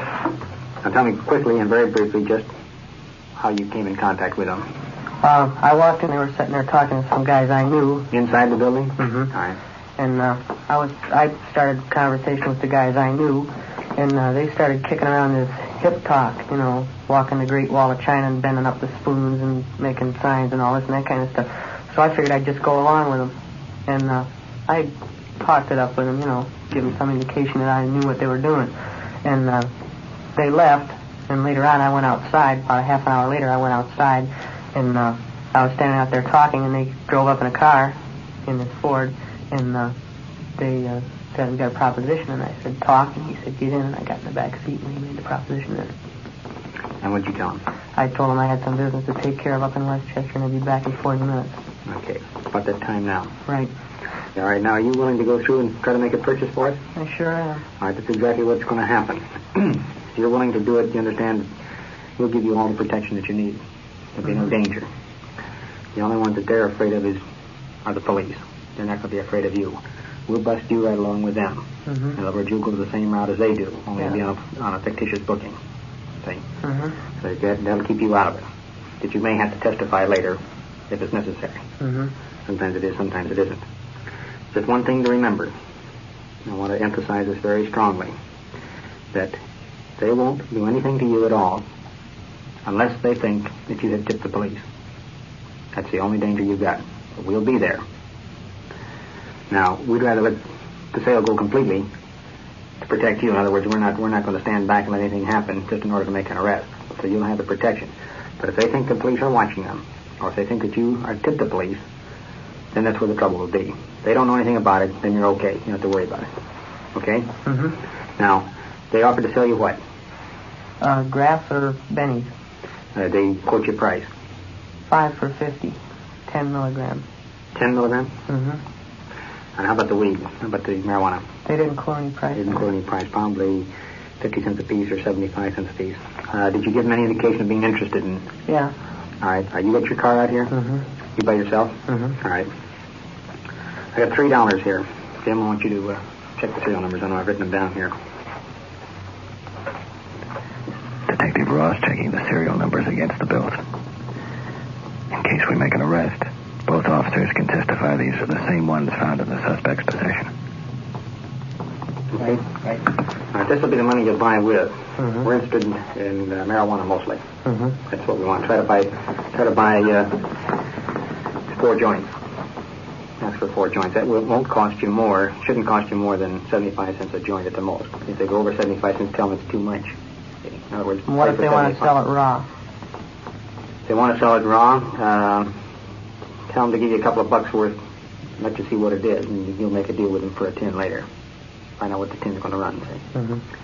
And if they get nosy or curious, you say, okay, you guys offered. If you don't want a deal, I'll go someplace else and let it drop. Okay. And we'll cool it off and we'll get it later. And here's the $3 here now. Remember what I told you.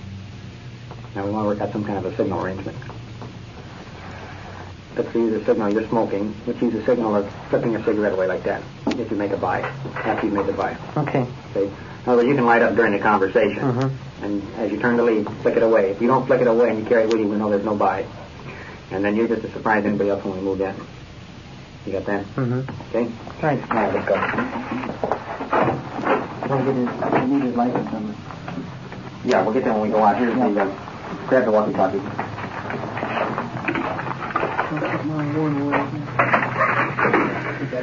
Well, we've learned some good information. A walkie-talkie and a lot of patience. If we have good luck, our man will make a buy. And we'll make an arrest.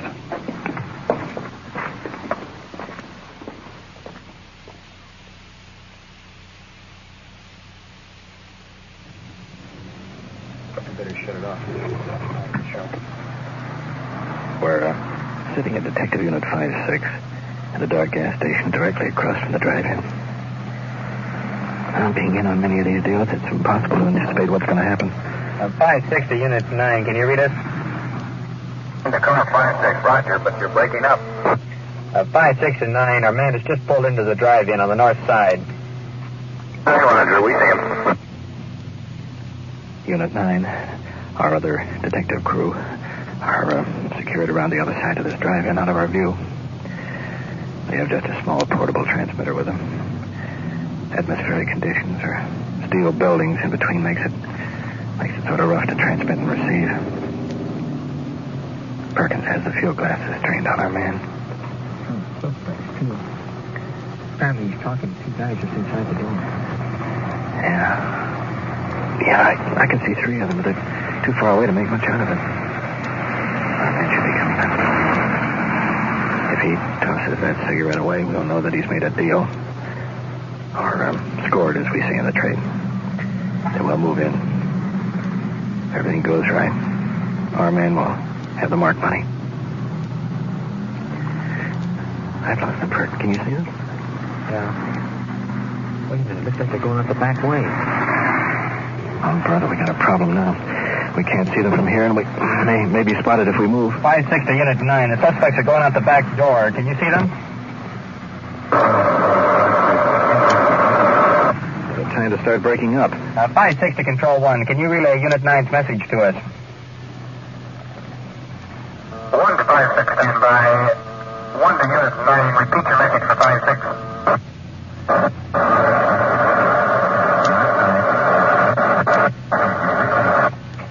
Control 1 to Unit 9, stand by.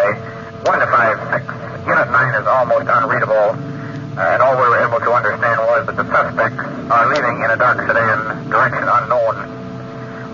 on this frequency. Stand by. Unit 9, repeat your location. What do we do now? We probably be tailing them. Could be. They didn't come out the front exit. They must have gone out the back way, probably west on Jefferson, huh? Yeah. Well, we've lost contact with the other unit. Just head now in the general direction. Hope that the other car, Unit 9, is on her tail. We're looking for a dark sedan. Golly, they must be thousands of them in this area. 156, did you read Unit 9? 56, no. 156, Unit 9 has the car stopped at Work Unit Overland and has the 3 suspects in custody. Do you want them held there or transported to the station? 56, we're quite a ways west of there. Have the suspects brought into the station. We'll meet them there in about 10 minutes. 156, will advise. Control 1 to Unit 9. Well, we made a pretty good guess which direction those guys took. Of course, it was wrong, but it was still a pretty good guess. Control 1 to all units. Breaks be clear. KMA 394.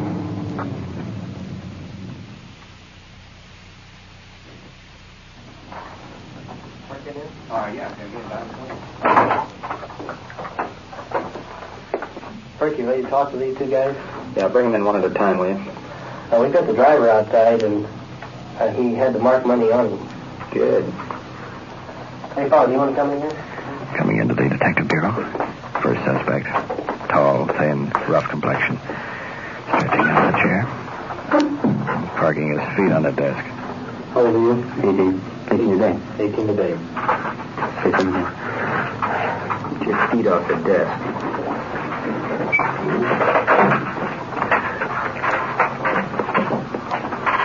Where did this money come from? I gave it to me, man. To use to fix my car. Use it to fix your car? Did you make a deal with him? No deal, man. Just to pay him back when I got the money.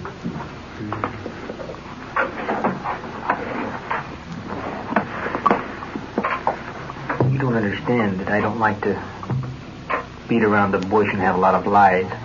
Nobody's lying, man. Don't give me that. I'll tell you what the money is for if you want to know. But you're going to tell me first. Fix my car, sir. It was, huh? Put your feet down. You ever been arrested? Picked up a couple times for being out late. That's about all. No record, I guess. Too bad today isn't yesterday. Okay. Now, you'd be a juvenile. You could probably get soft-pedaled. Well, man, I don't expect you know what you're going to be booked on? What? Conspiracy to violate the narcotic laws.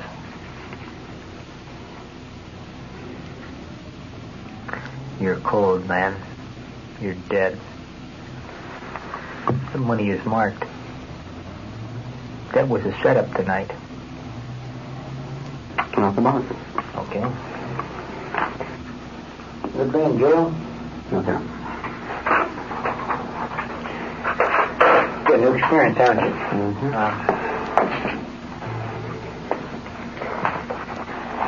Back to book them on conspiracy to violate state narcotic law. Water give you the section. So, fine. Give her this chance. He'll be back.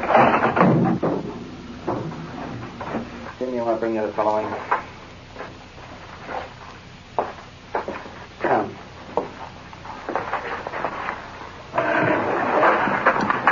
Well, before we get started, let's get one thing straight. Your buddy had the marked money on him. We've got a solid case against you. You're dead. Let's not waste our time with a bunch of lies. Do we understand each other? Suspect staring. Breaking into a half smile. Okay. And you guys accepted this money for the purpose of furnishing narcotics. I'll start right from the beginning. Who approached who on this deal? How did this thing materialize tonight? It was through joking around. Somebody had said something, and I made a joke about the Great Wall of China and ring on a gong on it. And he just swung right around my feet, and he said, "Oh, you there with a 35-pound monkey on your back." And I just laughed, and I said, "Oh, you walk along the Great Wall of China, too." What were the words used when the money was handed over? What was the transaction? I had asked him, what do you want? Do you want benzodrine or dexedrine? Yeah, what did he say? And he sort of thought, no benzodrine. And how much were you going to get him? Just what I told him, $50 for $5. And then I was going to see if he was going to give it back. You used Benning? I have. What do you mean? I don't quite follow. I came in contact with somebody once at a time when I was associating with people that had used marijuana. And this person's way of living was a better standard than the people I was associating with. I moved in with this person, and they showed up with a jar of benzodrine. In effect, an inexhaustible supply, like, you go ahead and make figure yourself, if that's what you want to be. They were also using it to educate, in a way. They did a real lousy job, in effect, that they were making a profit off of, and they were making every pill pay for them, too. Well, how does it feel? Benzodrine? I work on them. What do you mean by that? Work. You know?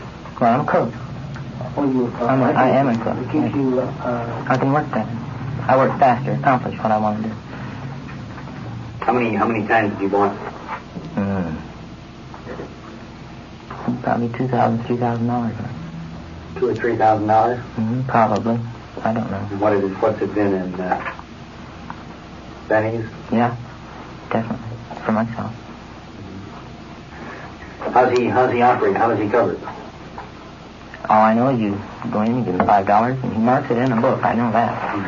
At the time it was there. He supplies right there. He doesn't give you a prescription or anything like that? No. I had asked him for a prescription. He didn't give it to me. How did you meet him? I was introduced to him. Do you think you can set me up there? Sure, I can. Think you can take me and introduce me and I'll make a buy? And I come back 2 or 3 times later and I get busted with him? You don't know anything about it. He doesn't know that you know anything about it. I just get caught with it, Daddy. Can be done. Although the doctor himself, I think only once has ever actually given me the pills. Who gives them to you? Either during the daytime, his secretary. During nighttime, the night doctor. Was it a clinic or something? Or? It's an emergency hospital. Emergency hospital. When you want it, how do you go in to get it? What do you... Just walk in and ask for reducing pills. Ron? Yeah? Okay. I mean, you can get as many as you want. How many you got money for? In lots of 50. 50 for small stuff.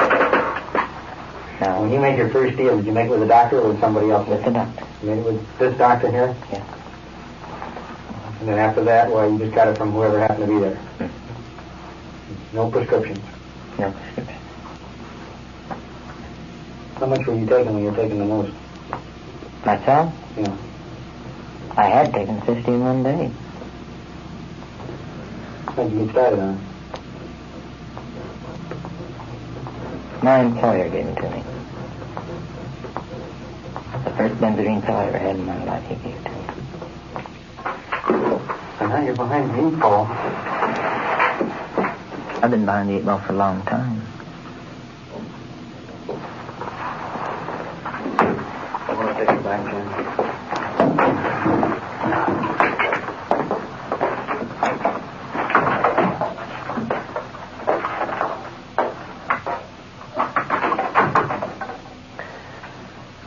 These guys are sure a couple of small-time operators, aren't they? Yeah, but you know, this information, we might just catch ourselves a big fish. Huh? Could be. What you have just heard is real. All the investigations are recorded as they actually occur. And now, back to police headquarters and Chief W.N. Hildebrand. In tonight's first case, the woman who insisted on being arrested was taken to the County General Hospital for observation. Rest and consultation brought about her mental recovery, and she was released several weeks later. The final investigation in which 2 youths were arrested with marked money resulted in their being booked for conspiracy to violate the State Narcotics Act. The maximum penalty upon conviction is confinement in the state prison for not more than 10 years. I recall someone saying, these fellows are just small-time operators. In the overall, this was true, but with the information supplied by the suspects, our department, in conjunction with several law enforcement agencies, was able to move in and crack a large ring of operators that were selling various types of narcotics. This entire operation was possible only because a young citizen brought this information to the attention of our officers. To show how you, the citizen, can assist your police department is one of the reasons why each week we bring you Night Watch. Thank you, Chief Hildebrand. You have been following the on-the-scene reports of your police force in action. Every voice, every sound has been real. Night Watch, brought to you through the cooperation of the Police Department of Culver City, is produced by Sterling Tracy and Jim Hedlock, with technical advice by Sergeant Ron Perkins, and described in the field by the official police recorder, Don Reed.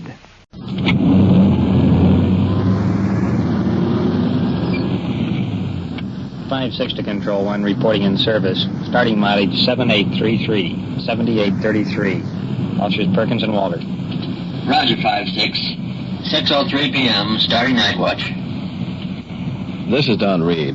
I'm a police recorder riding with this detective unit just reporting in service on the night watch. You're going to ride with us tonight. 156, contact Lieutenant Lugo on car 50 at Washington and Overland. Regarding a 311. 5-6-10-4. We're in the area now. A 311 is indecent exposure. We'll be on that case in just a few moments. But as I started to say, you're going to ride with us tonight and follow our investigations. And just remember one thing. The people you hear are not actors. This is it. This is real. This is what happens on the night watch.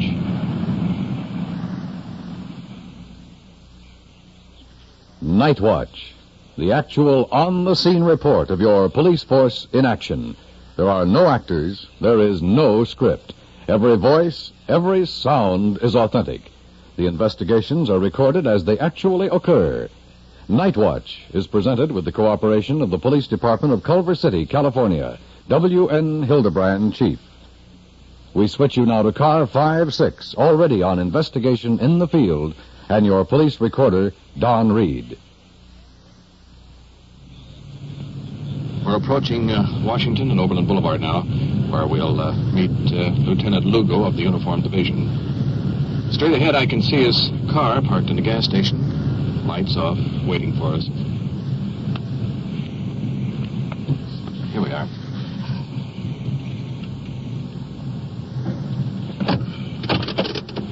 Now, let's get over there and see what's up.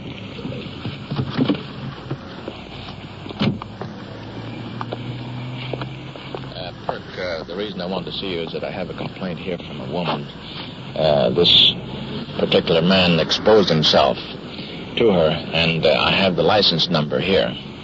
I've run the DMV on it, and this is the name and address of the person. I'm sure she can identify him, and I wonder if you and Walter will follow this thing up and go pick the man up. Okay, right. You got the address, sir? Yes, it's right on this piece of paper here. Okay, fine. We'll go right out there. Swell. You heard the lieutenant assign us to this exposure case. In plain English, this means we're going to pick up a suspect who evidently has exposed himself indecently in front of a woman victim on a public street. So, let's get back to our car and get underway.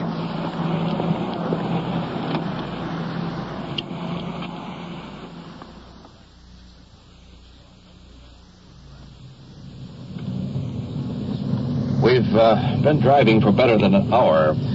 And as the suspect in this case lives in another city some 30 miles away. A moment ago, we stopped at a local police station and picked up another one of their officers to go in with us. This is customary courtesy when you're working out of your district. It's just a matter of blocks now, but before we do, I want to lean over the front seat here for just a moment.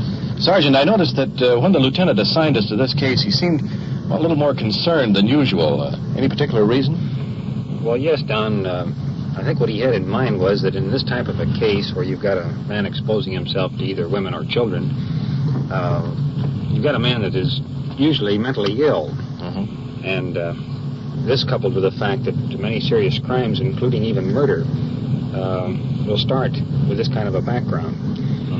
Now, it doesn't have to be premeditated, but quite often the victim will scream or will fight. And as a result, the suspect, in his panic, he may injure the victim or do her great bodily harm. And even in some cases, as I said, the results will be homicide. Oh, I see. Well, that's why Lieutenant Lugo was so anxious that we pick up this person. That's it. Let's see, this should be about the house along here.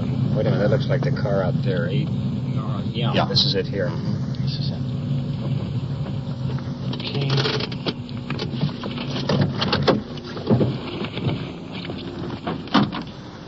Kurt, I'm going to cover the back door. Do you want to go in the front with the lieutenant? Yeah. Approaching the house now. Young lady coming up to meet us at the door. The suspect is stretched out on a divan, listening to the radio. Young fellow, nice looking. In the corner, a couple of young girls playing with dolls. The police lieutenant from this local city right here is identifying us.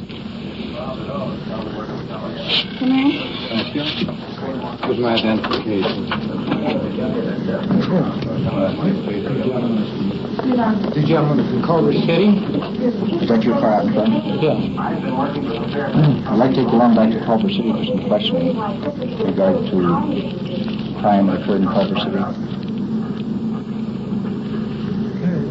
Do you suppose I'll be able to go to work tonight? You won't make it tonight. Isn't it funny, Sergeant? He's not even curious why we're picking him up. He knows why we're here. Yeah, but if I were being arrested, I'd at least ask why. That's an important piece of evidence. He knows he's committed a crime, so he's not even going to ask why. Is the young lady here his wife? No, I was just talking to her. That's his sister-in-law. Seems his wife works. We'll talk to her later. What about the two youngsters over here? They belong to him? Yeah, he's the father of two children. You know, somehow he doesn't fit the crime. Nice looking, well dressed. Could be the young fellow that lives next door. Here he is. You ready to go, fella? Where are you going, Daddy? Well, Daddy'll be back. Going to go see Mommy. I'll see you. Right back. Well, we have the suspect in custody and heading back now for our car. We'll ride up in front with Sergeant Perkins. Detective Walter will sit in the back with the prisoner.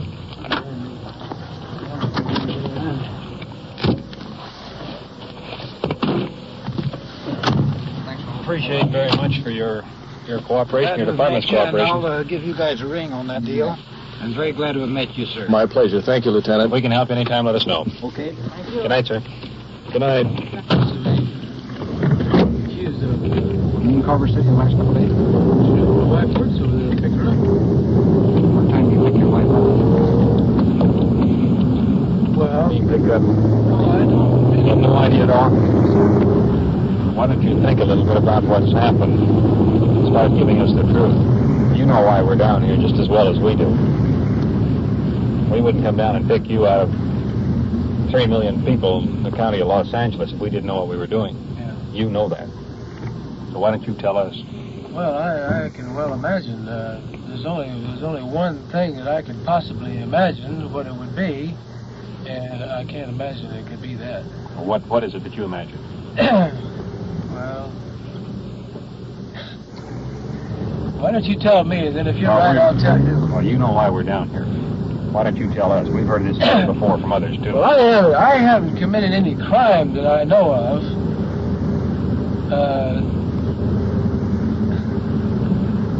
I hate to...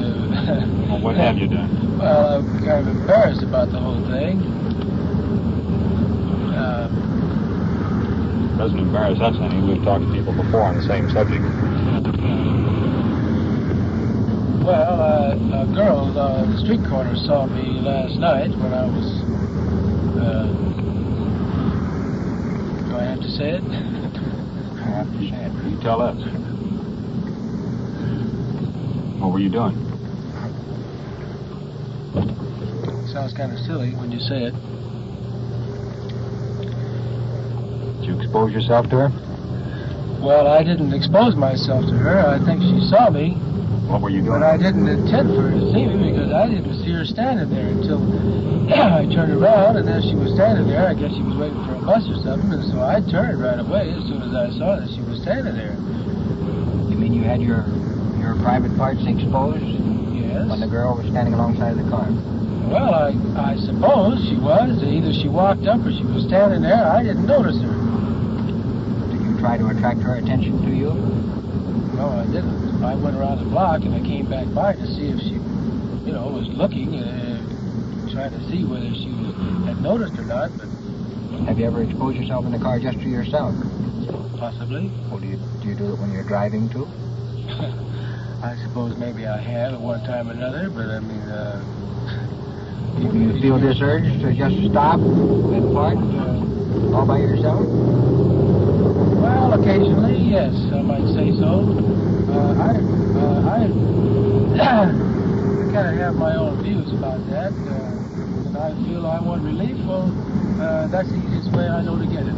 We all do stupid and silly things sometimes, and each one has their own fault. When you get this urge, do you ever stop to consider the surroundings or the area in which you're in, or anybody being able to see you?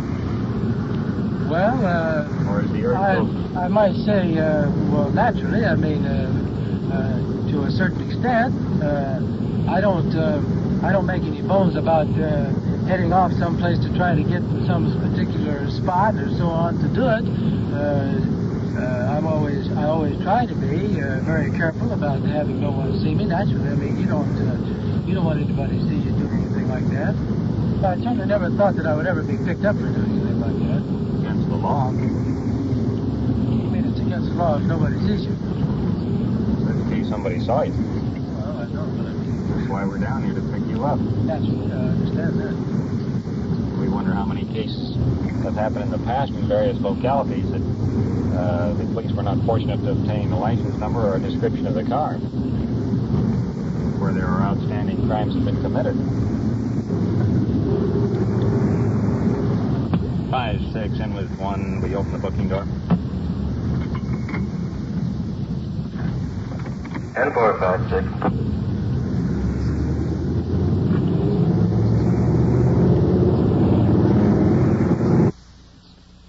You are listening to Night Watch and following the activities of a detective unit on their tour of duty. The people you hear are not actors, and every voice and every sound is real. The investigations are recorded as they actually occur. We will give you the final results of tonight's case at the conclusion of the Night Watch. And now we switch you back to police headquarters and police recorder Don Reed. We've been here at headquarters for over an hour, and the prisoner has been booked and placed in his cell. The suspect's wife has been called to the station, and Sergeant Perkins and Detective Walter are in the office now discussing the case with her. Let's go on in. She's sitting at the desk, small in stature, early 20s, modestly dressed, attractive, sort of a bewildered expression on her But face. he does park the car, and then he goes with these fellows that he shares a ride with. What Where did area this is it? occur? What? Where did this occur? Here in Culver City. I mean, he's not even in this vicinity. Doesn't he ever come up in this area? Well, no. He doesn't? I mean, unless he comes after me. I see. And then I'm never at work that late. This is What time the is reason we're late tonight is because I was trying to get information on him tonight. Mm-hmm. And what time did he pick you up last night about? It was about 6:30. Did you notice anything unusual about him last night? No. Was he at all nervous or anything? No. Well, he was involved in an incident last night prior to the time that he picked you up. I just can't imagine that. But how long have you been married? 4 years. 4 years. Have children? Yes, I have 2, and I'm expecting another one. May I ask you a personal question? Certainly. How do you and your husband get along? Perfect. No disharmony or trouble? No, we've always gotten along perfect. Were these children or grown-ups or what? Well, these were adults. Well, I'm just shocked. I mean, we have 2 children. I guess you saw them when you picked them up. My sister said they were crying. But, I haven't noticed anything different about him. I mean, he's always the same. He's very attentive to the children and myself. And he's been a good husband, and a father. I've never deprived him of anything, and I can't imagine anything like this. When could I see him or talk to him? Well, it'd be better if you wait until Monday before you see him. So if you feel that you want to get a lawyer? Can't afford one. Well, I don't think you absolutely need one until we finish the investigation, and then you can see where you stand. Mm-hmm. And if you feel that you need a lawyer, you can hire yourself one. Or, if necessary, you can continue to serve as a public defender. So he'll be held here? He'll be held here. If you want to contact the department Monday, we'll have more information regarding it. Okay, you'll come along with me then. Good night. Yeah, thank you.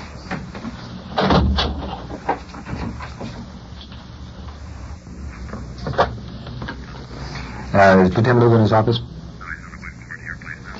Okay, wait a minute. Here he is now. Never mind.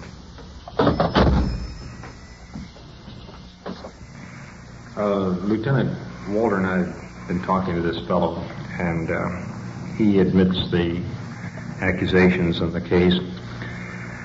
He appears to be a fairly intelligent man and normal in all appearance, but talking to him, well, you can tell he's got quite a psychiatric problem there, that something should be done on it. Now, we're just about ready to make out the reports on him and wanted to talk to you to see what you recommended in it.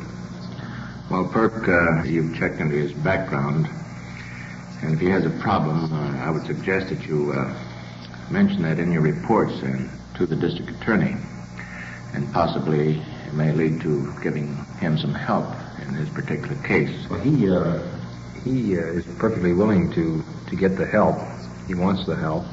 He has no prior criminal record, but talking to him and his background, well, you can see he has this problem that has existed for some time. Excuse me, Lieutenant, while you're making out these reports, I'd like to go over for a moment and talk with the prisoner about some of the points you've discussed here just now. Sorry with you. Surely, go right ahead. Fine, thanks. One thing on the report before I get out.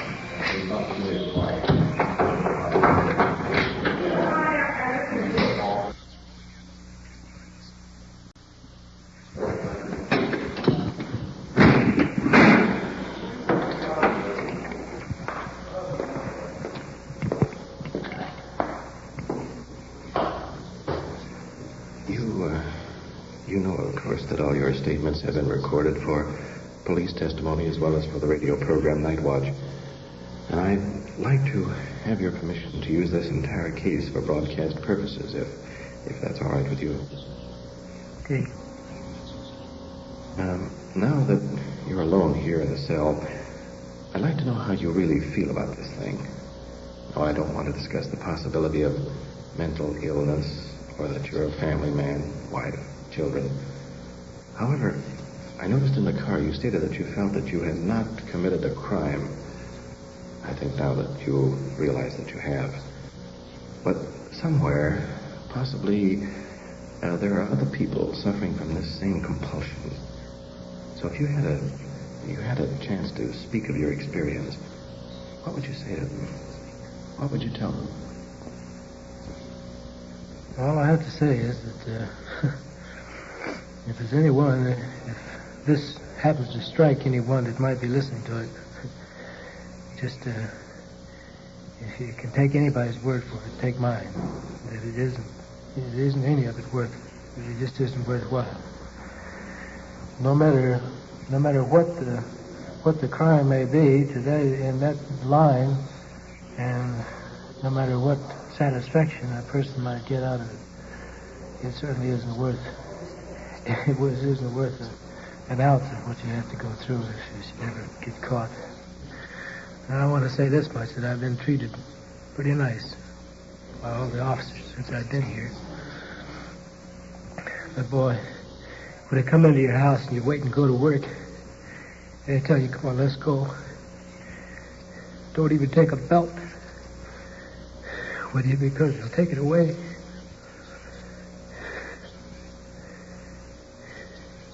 That right there is enough proof that it isn't worthwhile. Okay. Good night.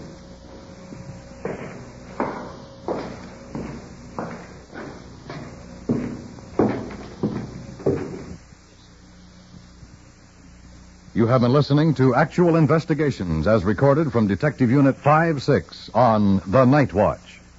And now back to Police Headquarters and Chief W.N. Hildebrand. Tonight's case involving the indecent exposure brings to mind that these suspects remain at large for long periods because the victims either feel embarrassment and fail to report the incident or provide the police with little or no description. In that event, your law enforcement officers are powerless to apprehend them. We must depend on the citizen and their cooperation to control this problem. In the case heard tonight, it was apparent the suspect was in need of mental treatment. This fact was included in the officer's report, and the court directed the prisoner be given treatment as part of his sentence. Consequently, when this man is released, he'll be ready to take his place in normal society. It is my honest opinion that the average citizen does not realize the real problems facing the law enforcement officer today or the dangers they encounter to maintain public security. That's why we are bringing you the facts as they actually happen. If we succeed in bringing this message to just a few, then our efforts will be well rewarded in presenting Night Watch. Thank you, Chief Hildebrand. You have just heard on-the-scene reports of your police force in action. Every voice, every sound has been real. Night Watch, brought to you through the cooperation of your police department of Culver City, California, is produced by Sterling Tracy and Jim Hedlock, with technical advice by Sergeant Ron Perkins, and described in the field by police recorder Don Reed.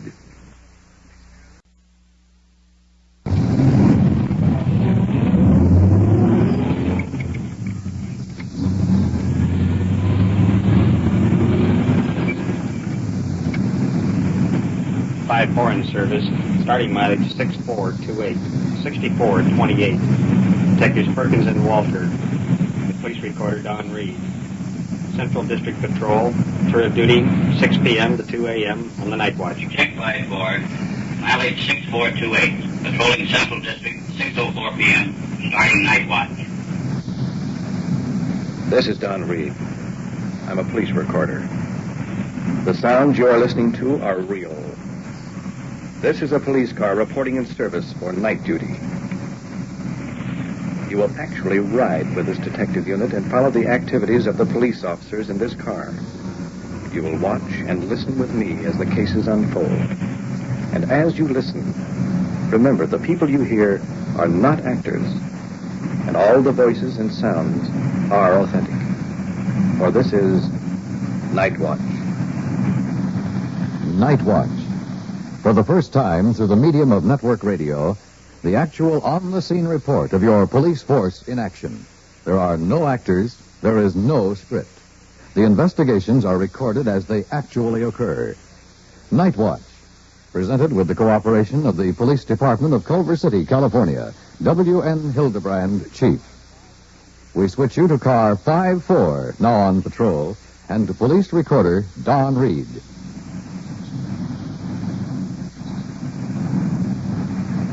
Just checking our log. At 6:31 p.m. this date, we took a stolen car report and arranged transportation home for the victim. 7:32 p.m. assisted West Los Angeles police at the scene of a traffic accident. Cleared. 8:22 p.m. It might be interesting to note. All units in the vicinity. At 2091 Hazelton, that's 2091 Hazelton, a 459 there now. Unit 54 handle the call. Code 2.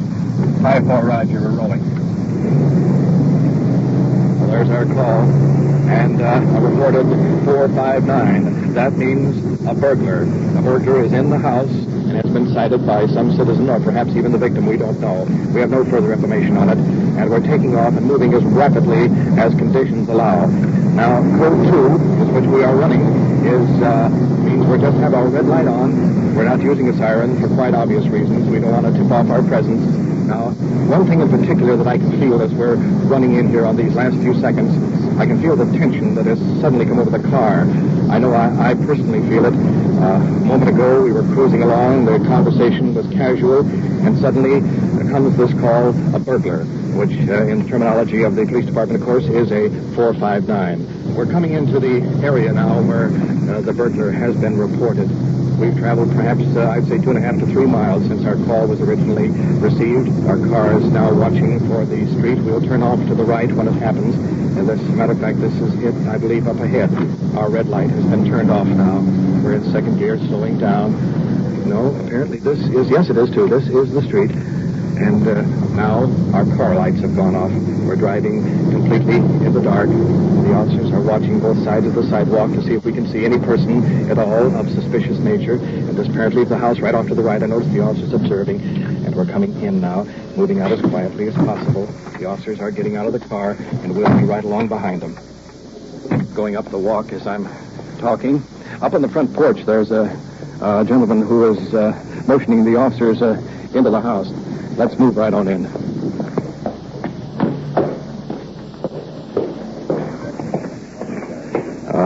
Standing across from me in the bedroom door is a middle-aged woman clutching a bathrobe to her throat and appears to be in a very highly nervous condition.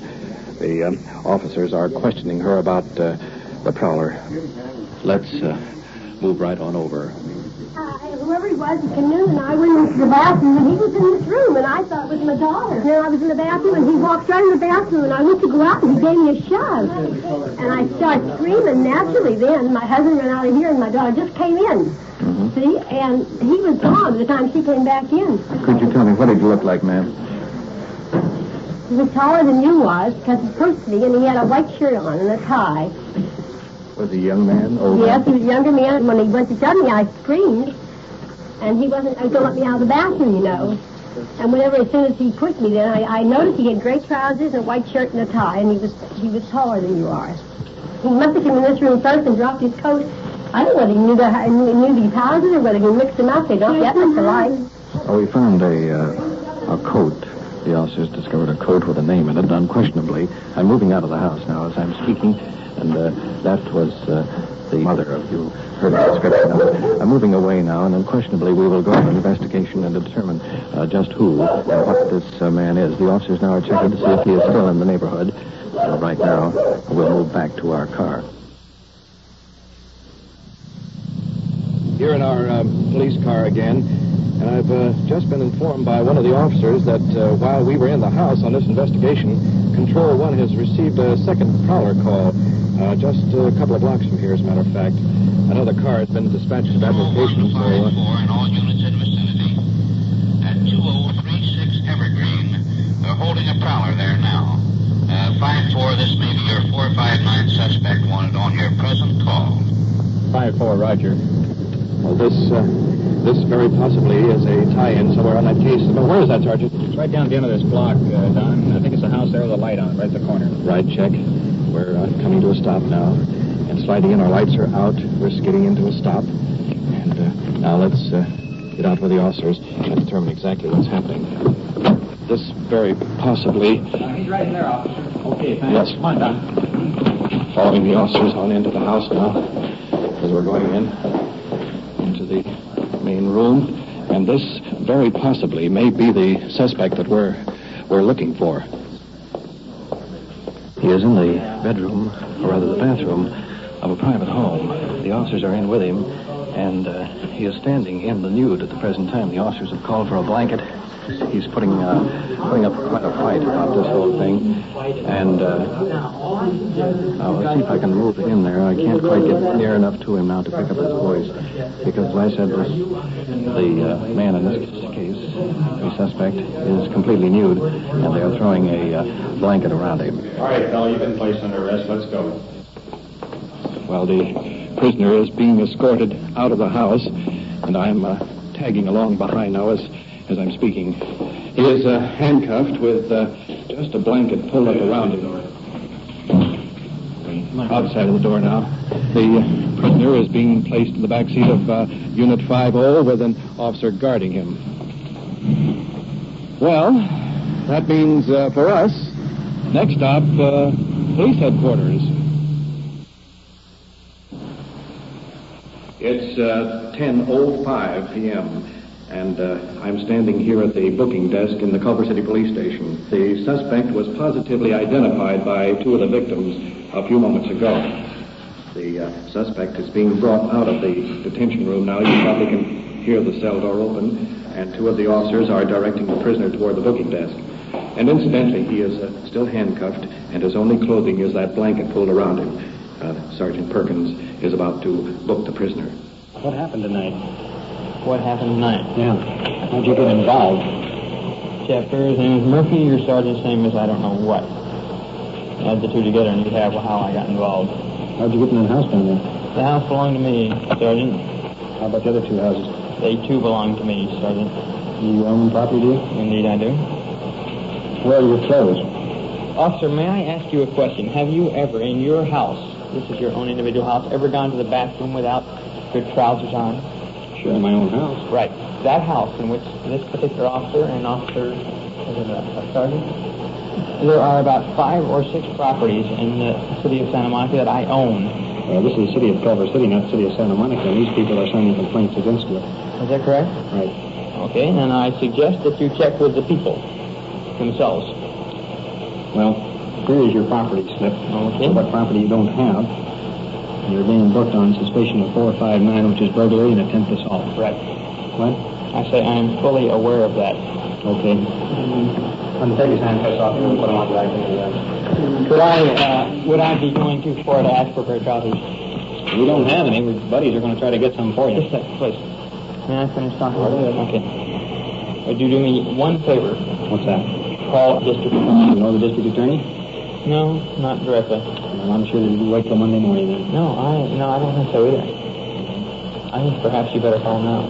Take his handcuffs off and put them back in yourself. May I say one thing? I asked you. I made a request. We'll call him Monday morning. Wait a minute. Before you go any further, I have committed no crimes. Remember this. I have asked for a request to call the district attorney, and you have said no, right? Take him back. That's all. Thank you. When you're demoted Monday morning, come see me.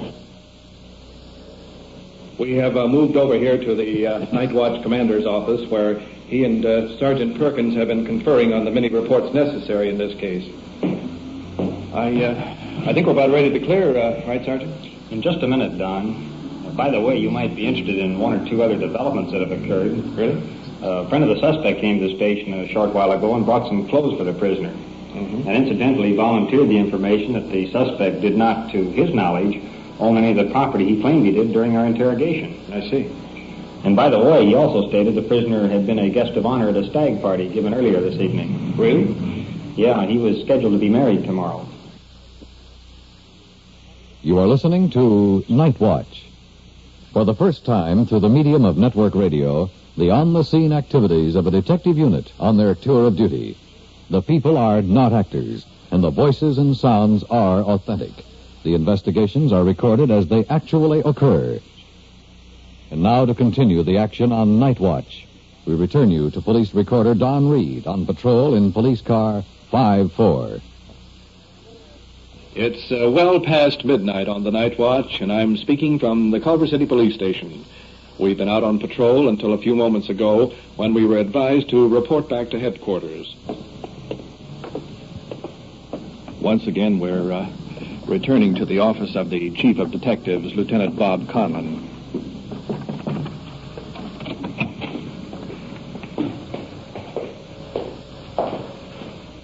Hi, Lieutenant. Did you call me? Yes, Perkins. You know we had a homicide here a short time ago. I'm working on another angle of the case, and we have 2 new witnesses. I want you to take their statements, then re-question the murder suspect. When you're finished, report back to me. Where are the witnesses? They're waiting in the next office. Right, Lieutenant.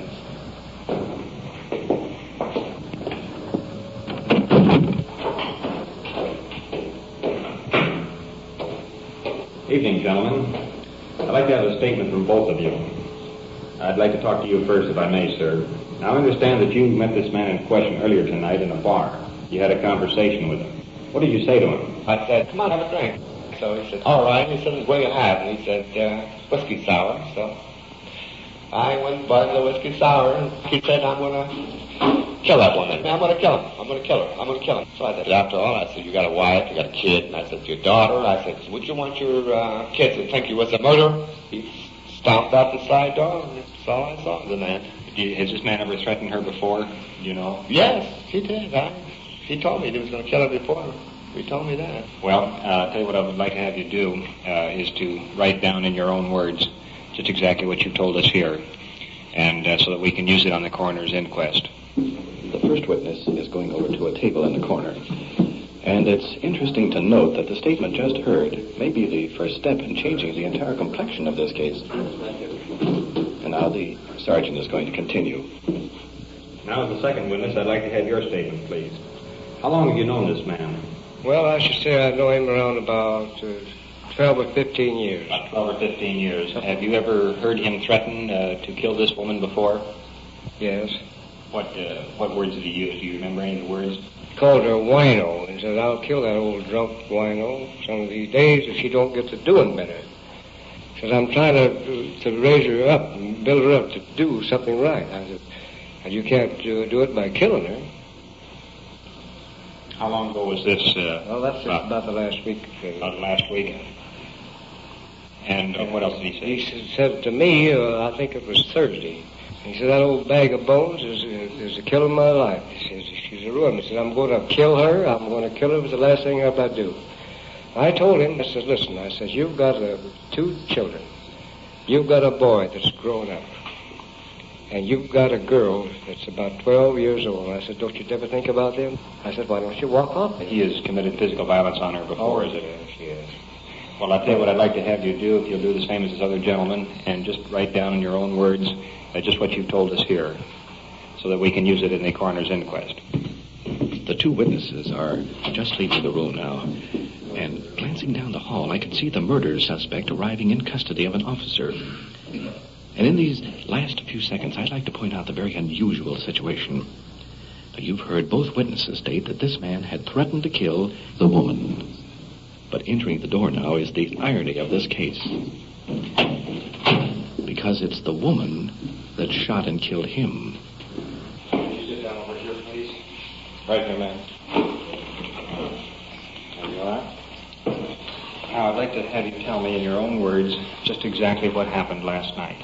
I went around and turned all my lights on like I do to try to keep them scared away. And I put my kittens to bed early because I have to take them to the garage. I got them in and locked the door and got in. So then naturally I don't figure to get out no more. I'm afraid to even go out in my yard.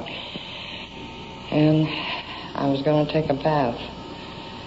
And something, I don't know, I just felt afraid to even strip off because I never know when he's going to be at the door, you know, and I just seemed to have that feeling.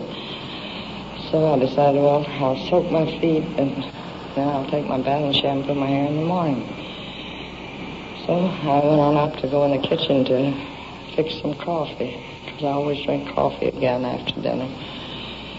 And I'm in there, and I had this light right in that patio there by the kitchen. And all of a sudden the light went off. You just turn it like that. But I could see him clear, you know, just right there in my face. And began to threaten me. And he says, I told you I was going to get you, and I've come to get you tonight. I've come to kill you tonight. And I made the remark then. I said, you know, I've got a gun too. So I said I wouldn't talk like that. And I figured maybe he got afraid, and he went up the wall and started up the street, and then he had his car that time, and he sat there for quite a while. I opened the front door.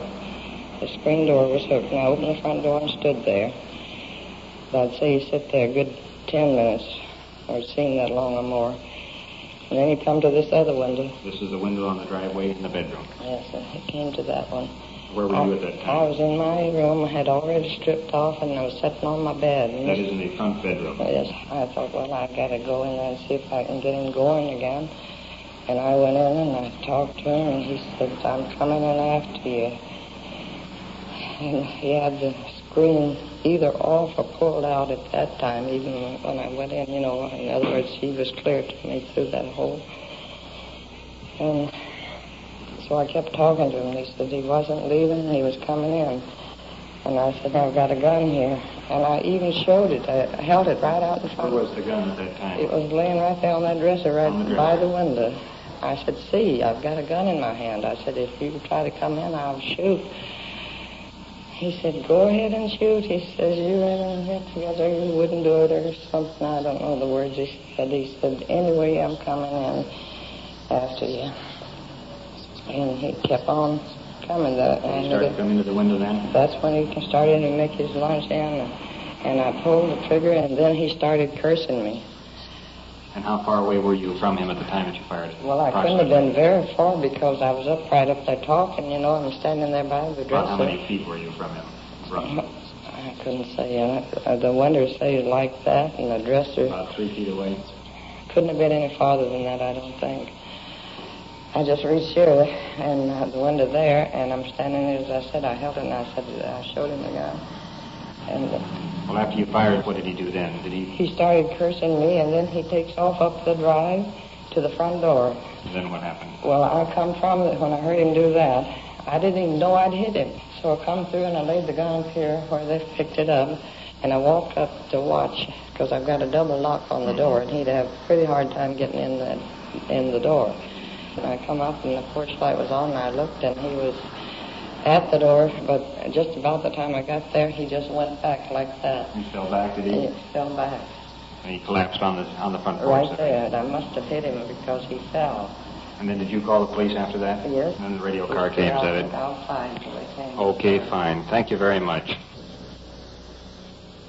It's 1:45 a.m., and we're back here in the office of Lieutenant Conlon, where he's been studying the statements given by the two witnesses that Sergeant Perkins interviewed a short while ago. Well, does that wrap up the case, Lieutenant? Yeah, Don, that's about it. Sometimes a police investigation may point up a person's guilt or clear them of any connection with a crime. Or, still again, as in this case, may tend to show the suspect's action to be justified. Well, with that, it just means completing formal reports and submitting them to the district attorney for action. From then on, it's up to the courts. Ladies and gentlemen, Police Chief W.N. Hildebrand. In the case of the prowler tonight, he was subsequently booked for violation 459 of the Penal Code, which is burglary, and Section 240 of the Penal Code, assault, the penalty of which is 1 to 15 years in the state prison for burglary, or up to 6 months in the county jail for assault. In the case of the homicide involving the woman who shot the man as he attempted to break into her home, the Detective Bureau, under Lieutenant Bob Conlon, submitted their reports and testimony to the Los Angeles County coroner at the inquest, where a verdict of justifiable homicide was rendered. In turn, the suspect was released from custody. Over 100,000 people come through our city each week, making our city one of the most heavily populated in the state of California. My department is cooperating in bringing you the activities of the night watch in the interest of public security. No police department can be effective without the combined efforts of the citizens and the realization of the problems encountered by their officers. If through this program our department can further that cause, then our efforts will be well rewarded in bringing you the night watch. Thank you, Chief Hildebrand. You have just heard, through the medium of network radio, on-the-scene reports of your police force in action. Every voice, every sound has been real. Night Watch is brought to you through the cooperation of the Police Department of Culver City, California, and is produced by Sterling Tracy and Jim Hedlock, with technical advice by Police Sergeant Ron Perkins, and is described in the field by Police Recorder Don Reed. It's 2:30 a.m., and we're just pulling into the police garage. Well, that about wraps it up, huh, Sergeant? Yeah, except for making out the log. Roll 1 to 5-4. Are you clear? Excuse me a minute, Don. 5-4, Roger. You're clear and reporting out of service. Check 5-4, 231 again. End of night watch.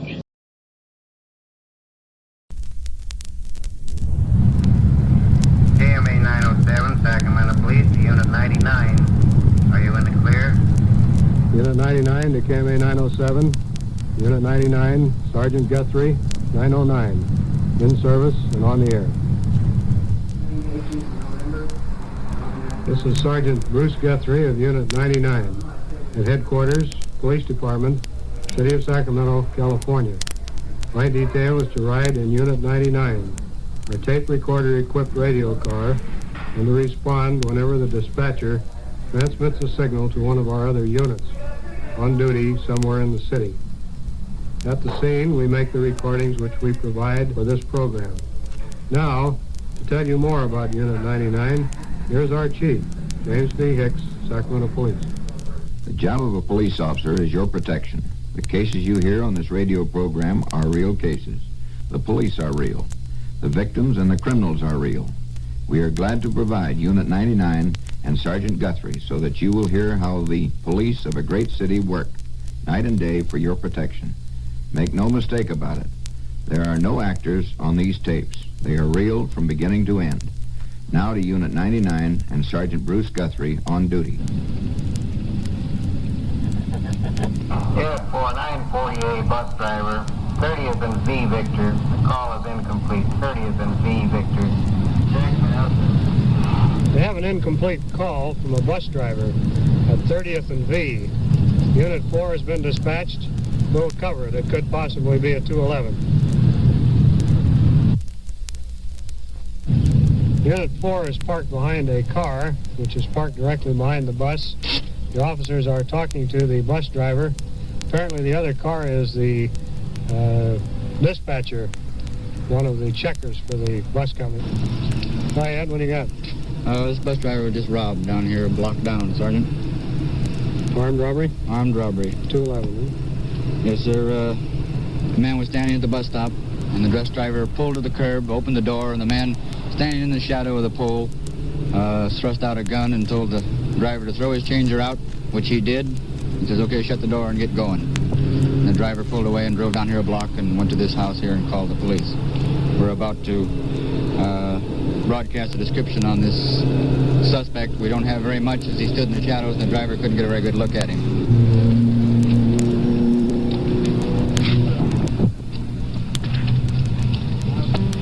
Unit 4 to KMA 907. Following is a description of a 211 suspect from 30th and W. William. He robbed a City Transit Lines bus. He's MWA, wearing Levi's or blue jeans, light-colored shirt. He's male white adult and carried a 32 or 38 automatic. That is the only description we have at this time. You going to question the driver any further? Yeah, I have to get this information for our report. Now I'm going to need a couple of items here. Officer Burt is taking the information, getting the bus driver's name so that he can make the report later. Now, you were traveling north on 30th. That's right. And you say you noticed a man standing, that's a regular bus stop. That's a regular bus stop, yes. 30th and W. That's and you observed somebody standing there. You pulled into the curb as customary to pick up passengers. That's right. And when you pulled up and stopped and opened the door, and he said what? The man said, throw out your changer, close your door, and move on. And you removed your changer from where? The rack and the... The rack on the side of the steering wheel there. And just tossed it out onto the grass there? That's right. And shut your door and left. Drove off. Now, can you give me an estimate of how much money was in that changer? Yes, it was a full changer, $61.50.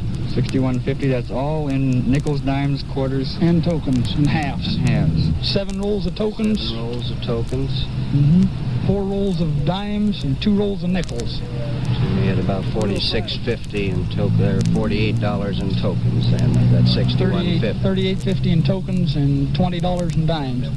And 2 rolls of nickels, $2 each. 2 each, that'd be $4. That's what I started out with from the barn, and I just made change coming up here, so... Actually, you got about $24 in cash then.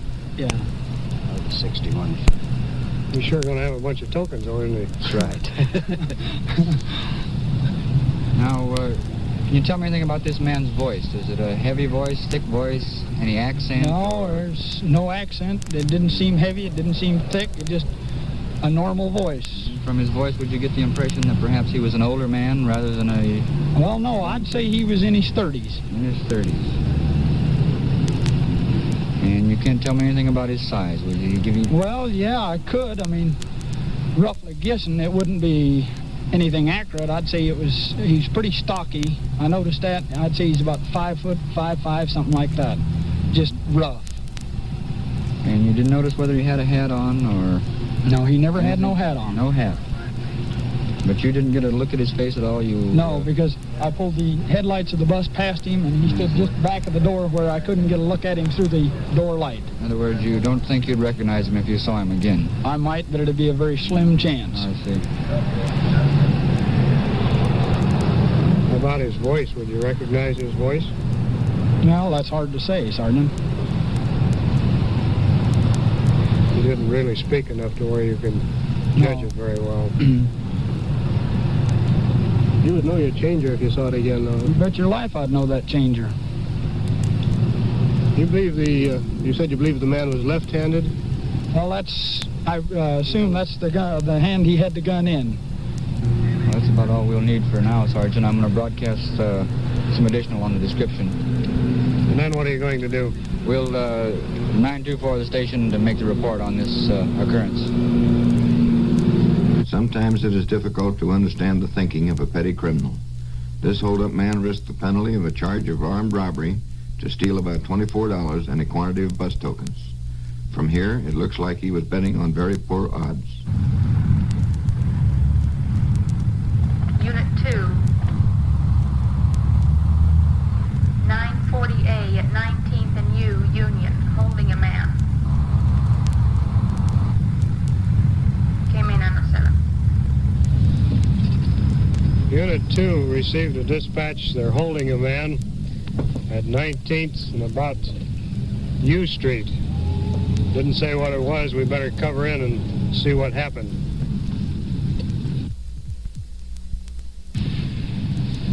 The unit is here. The officers are already in the building. We'll go see what they have.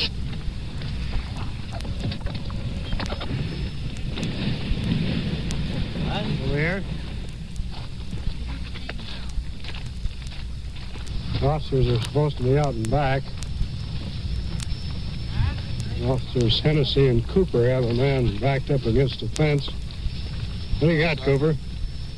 Well, I don't know. This citizen here says that he had some fellow steal a television set from him here a while back, some other items from his house. He says this is the man.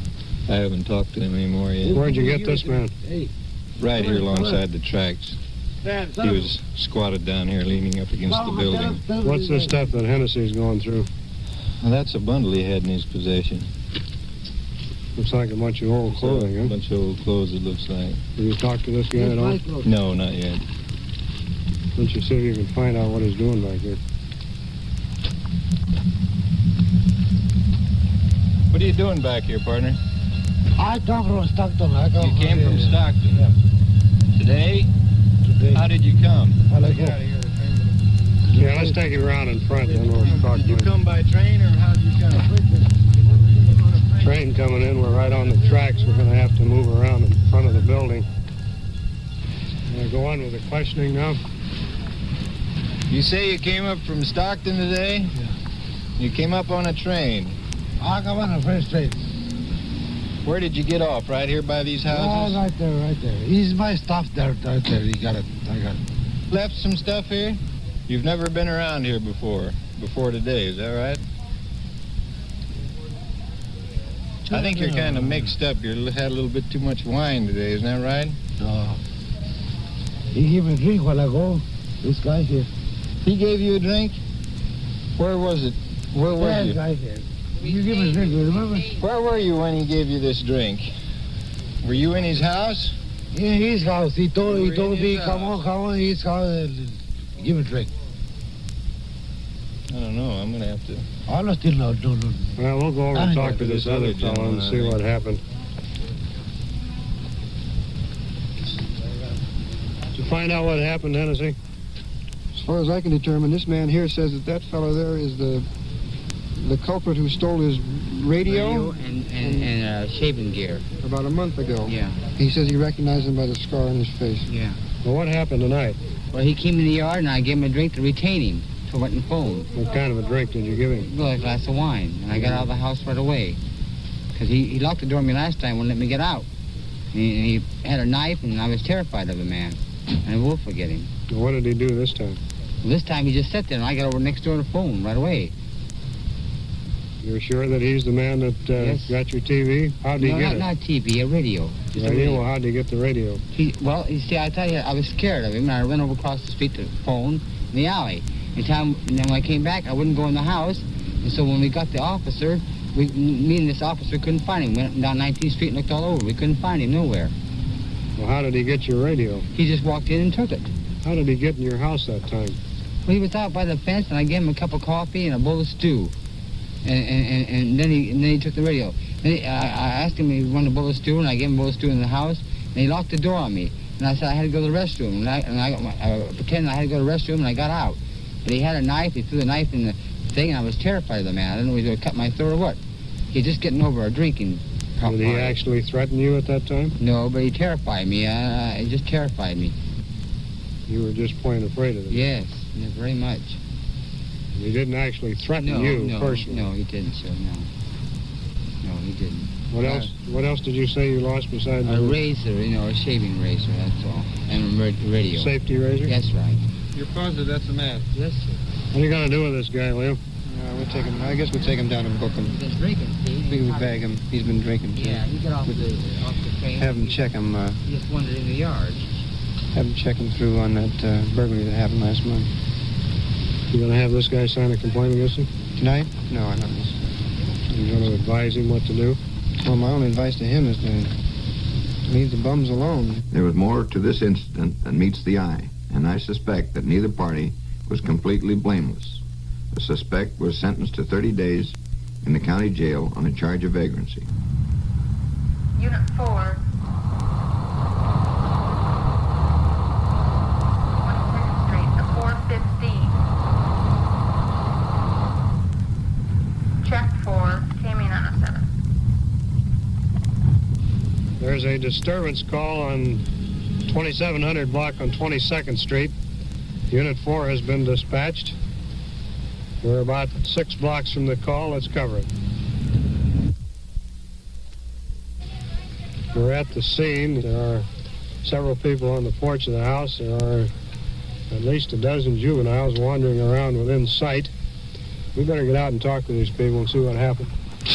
No, I didn't. I rode by. Yes, he did. And I had another friend. He threw a knife, and the knife is still in my yard. Excuse me, may I talk? No, yeah. Let him tried to talk, kill yeah. my dog. Quiet, lady. Well, I'm coming. I was on the bike. I was right there. Oh, God. Now, come here, son. Come on, Don't son. cry. Come here. Come on. I want to hear what you have. He's not here. Come here. I'm not going to hurt you. Okay. See, I was riding along on the bike, and the guy came along, and one of my friends, he took the knife out of my deal, out of my sheath, It was we've been fishing. Took the knife, and he threw it up against the garage in their backyard. And then a dog came out and heard us, and he started barking. And then she came out, and I asked her, may I have my knife? I knocked on the gate a few times. I said, may I have my dog? And she says, no, you can't have it. I said, it's over there by the community plant. Will you please give it to me? And she wouldn't give it to me. So we went around the corner, and I came up to the front door, and I rang the doorbell. And then she said, there's the boy that threw the knife at my dog. And then the man came out and shook me all over the sidewalk. Well, He didn't shoot you all over the sidewalk. now, wait a minute. He shook me because he ripped my Now, body. wait a minute. Now, wait a minute. The Now, be button's still laying quiet. down there on the ground. Now, let me tell you something. That's the biggest lie that ever said. You be quiet. Yes, I will, because I was All right right. there. Okay. All right. Now, you shouldn't have been throwing the knife at the I fence. didn't. No, I didn't. Well, It was your another friend boy. was. You were with him. Now, right here, there's two people that were wrong. In the first place, he should have never shook him. In the first place, he shouldn't have been throwing things. Now, if you people want... Well, that's neither here nor there. They were under the impression he was one of them. Now, wait a minute. Hear me out. Now, this is a misdemeanor not committed in my presence. If you want to go see the city prosecutor and make a formal complaint against these people for shaking the boy Well, you go ahead and do it. And if they want over to... here just to find out what it was all about. And I just wanted to see what really did happen. And the gentleman here, he got all mad, and the lady went in and we phoned seem to have for gotten to the you. conclusion now, haven't we, huh? Something, I don't know. Well, you can go home, and if you want, you can see the city prosecutor if you want to prosecute. I don't want to cause these people any trouble. and, I just wanted to find out what it was all about, that's You all. people, if you want to claim malicious mischief, you got the same right to go up and see the city prosecutor. Now, the best thing I can see to do right now is for you people to go home and you go on inside and let's forget about this whole thing, huh? Just exactly the whole thing is. If I made a mistake in shaking him, that's all right enough. But I don't want... and another thing, this gentleman got here and he's got so excited that he even hit me. I was sitting there, and no, you was sitting there. Now, wait a minute. Stood there. Yeah, I just want to tell you him. He was sitting there on the He was chair. sitting there, and he got so... he hit me on the wrist there. That's when I got up. Because I let nobody hit me when I'm sitting down. You realize that if you have any trouble with some children around here, you're not to come out and manhandle them. You call in if you have a complaint to make against them. Just as soon. Well, you don't shake them. You just call us. Shook him And vice versa, don't you go around throwing any knives. Now, you people can shake and make up, or you can go up and see the city prosecutor. I don't care which. No. In settling this neighborhood squabble, the officer gave the parties involved some good advice. First, knives are bad playthings for small boys. And second, the privilege of administering corporal punishment on children belongs to their parents. Peace was restored to the neighborhood, and no complaints were filed. Unit 4, 30th and Broadway, holding shoplifters in the market. Check Unit 4, KME 907. Unit 4 has a call to a large supermarket at 30th and Broadway, holding shoplifters. Sounds like they might have more than one. Let's cover in on it.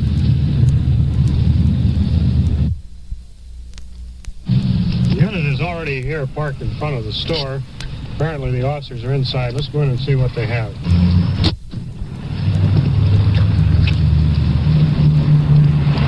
This is a large market on one of the main streets of town.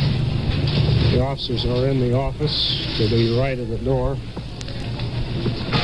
We have the subject in custody. Hi, Bailey, what do you got? Got a woman here's been in the store here shopping around, and she picked up a pint bottle of I.W. Harper from the whiskey stand, and she went through the stand without paying for it, and she was picked up on the outside. Where is the woman now? She's in the office. She was picked up, putting it in her bag, and as she was going out the door, she was arrested. Did he observe her put the whiskey in her purse? Yes, he did. What did she do with it?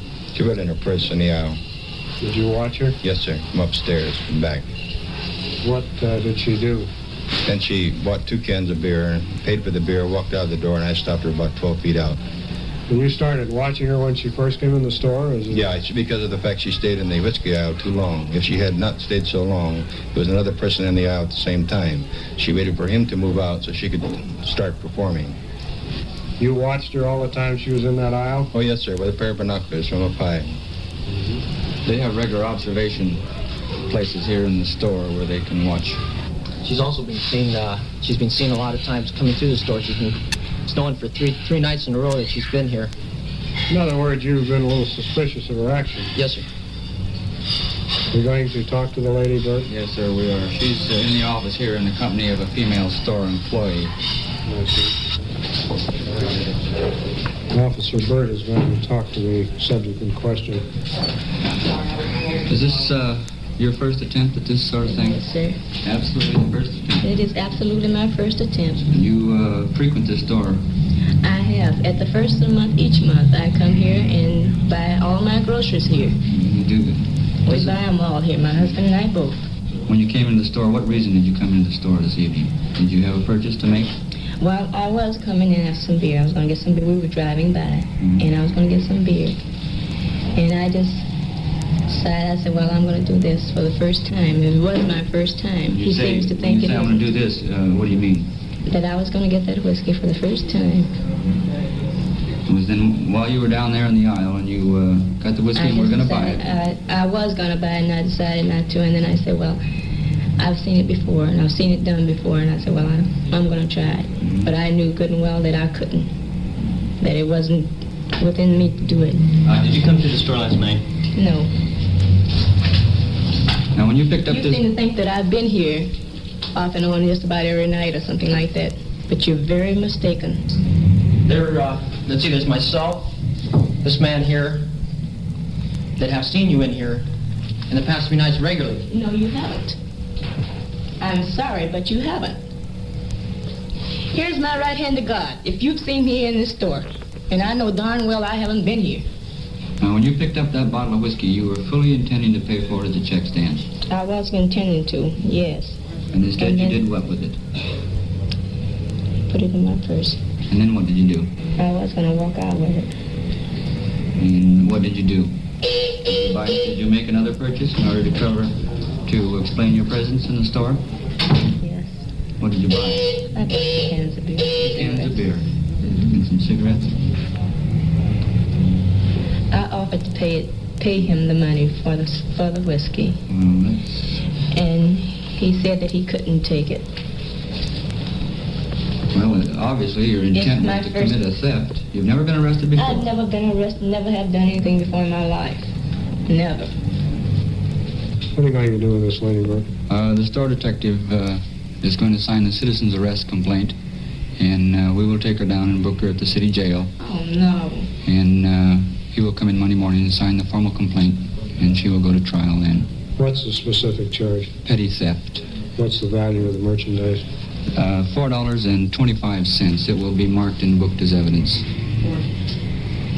Oh, please, couldn't you do something else? I mean, after all, it is my first time. Well, ma'am, and I've never done it before. It's just on an impulse, and I don't know what got into me. Impulse or no, you've committed a violation of the law. I did, but I have offered to pay for it. Well, the fact remains that your first thought was not to pay for it. But, sir, if I have something like that, I don't want to mark my record up in it at all. On your record, you say you've never been arrested? I never have. That's what I mean. I don't want to have anything on me at all. You should have thought of that before you committed the theft, ma'am. I have children, and I wouldn't want my husband to know it for nothing in the world. You should have thought of that first, ma'am. Oh, God. This shoplifter jumped bail and failed to appear for her hearing in court. Subsequently, however, she appeared. On a charge of petty theft, she was fined $50 with the alternative of 10 days in jail. She paid the fine. This is Unit 99 in Sacramento, California. These on-the-scene tape recordings were provided by the Sacramento Police Department and were made on duty by Sergeant Bruce Guthrie in Unit 99. Your host is Chief James V. Hicks of the Sacramento Police Department. Unit 99 was directed by Tony Kester and came to you from Sacramento. Unit 99 to KMA 907. Unit 99, 908 coming in. End of tour. Check 99, KMA 907.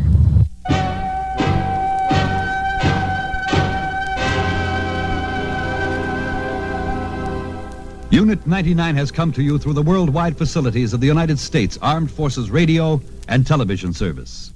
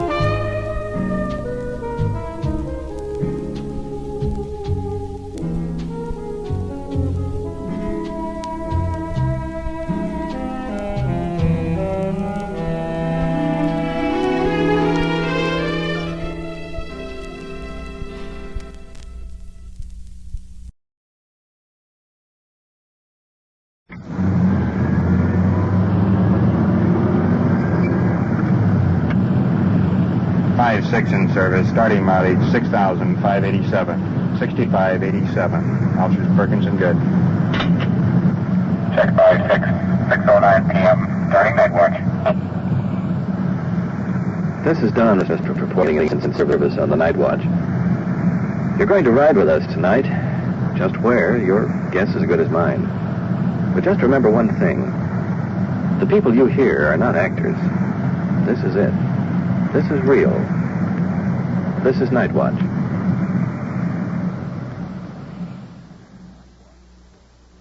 Night Watch. The actual on-the-scene report of your police force in action. There are no actors. There is no script. Every voice, every sound is authentic. The investigations are recorded as they actually occur. Night Watch. Presented with the cooperation of the Police Department of Culver City, California. W.N. Hildebrand, Chief. We switch you now to car 5-6 on patrol and your police recorder, Don Reed.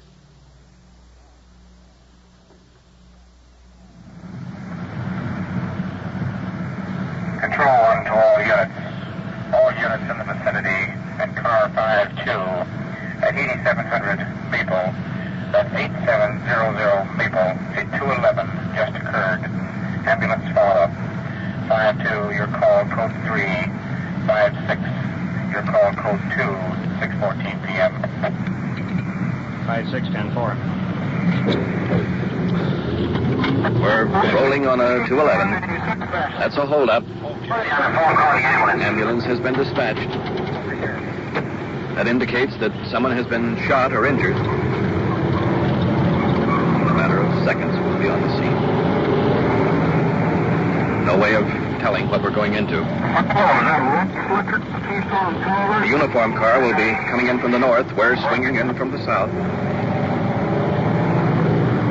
Traffic is light tonight.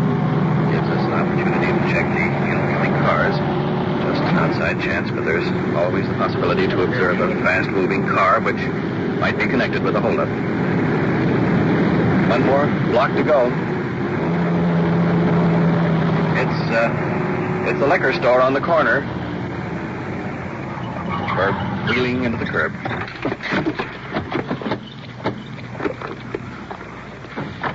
Heading into the store. The motor officer just rolled up. Bill Hurd. Man lying on the counter. Blood flowing from a head wound. Broken bottles. Smell of beer and whiskey. We got an ambulance coming in. Thank you, Ron. I don't know if you got that. Victim has been hit over the head with a hammer. But I wouldn't let him go. See, I had to fight him. He finally ran out. He went up Culver Boulevard running. Yeah. Man about 45, sort of grayish brown hair, and sort of blue clothes, blue suit on, light blue, and very extremely nervous.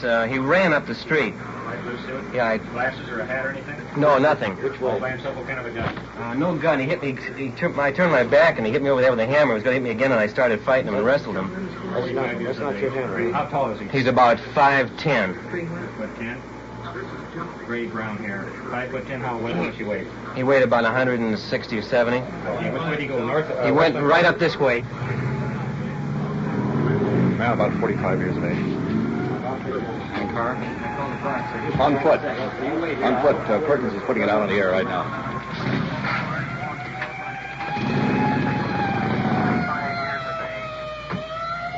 Motor officer is taking off to cover the area. Suspect is possibly on foot. District uniform car coming in.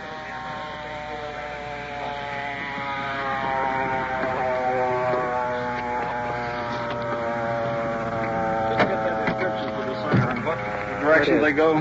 He went east on Culver running by himself, one man, white male American, 45 years, gray-brown hair, light blue suit, 5'10", 160 pounds. We have the hammer in here. It's not a armed robbery. It's 211 slugging.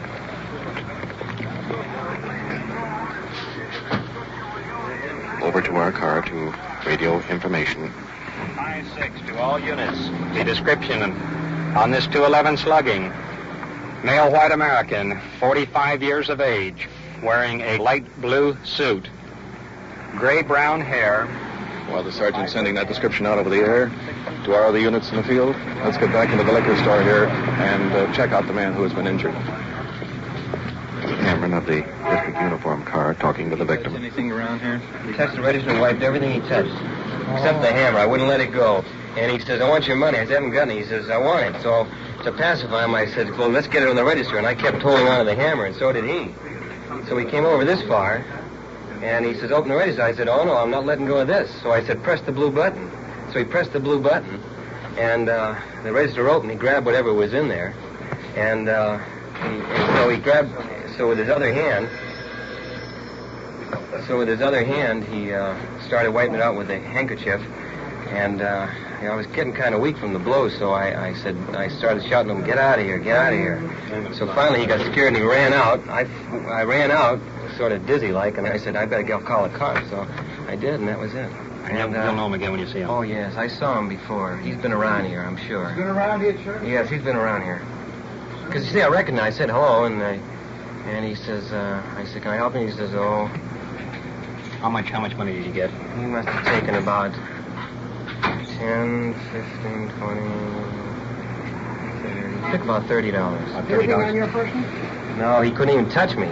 I was holding on to the hammer. It's the minute since he hit me. Oh, you're holding on to the axe. See, what happened was he asked me to get the beer, and I, like a fool, turned my back and started reaching for the thing. I just knew it was coming, and pow! He hit me with everything. I fell to the floor, and I was surprised I woke up. So I turn around, and there he is. He leaps down on top of me and starts swinging. I grabbed his arm, then I grabbed the hammer, and we started going around. We smashed the beer. I kicked him. So we both wrestled over here, and he opened this, asked me how to open this, and that was it. Then I scared him by saying, you better get out of here before someone comes in, and he left. But I still held on the hammer. Think his prints will be on there, Sergeant? I don't think so, Don. It's a pretty rough hammer. It's an old ball-peen hammer. He got hit over the head. The blunt end of it. We'll take it out and try it anyway for prints. Well, let's hope. That sounds like the ambulance right now. Let's hope there are prints on that. Sounds like them rolling in now. Here they are. Here comes the ambulance rolling in.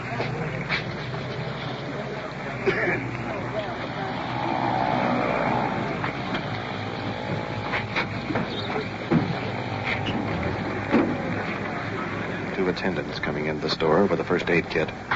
Lucky he didn't kill me. He had examining the wound. Chance to hit me as hard as he wanted to. Is it all right? Oh, Is it? Oh, swell.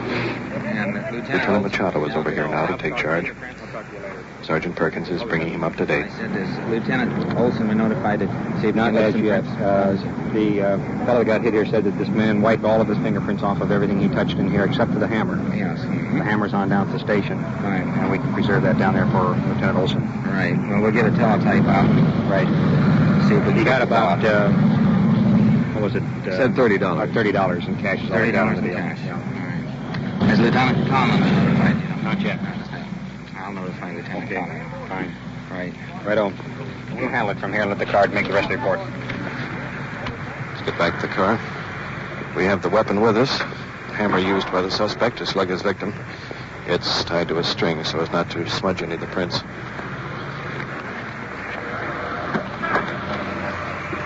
So, let's get back to police headquarters and the Fingerprint Bureau.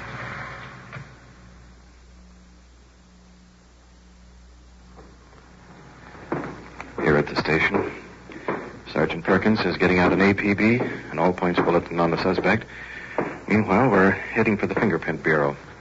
See if there's anything turned up on the weapon yet.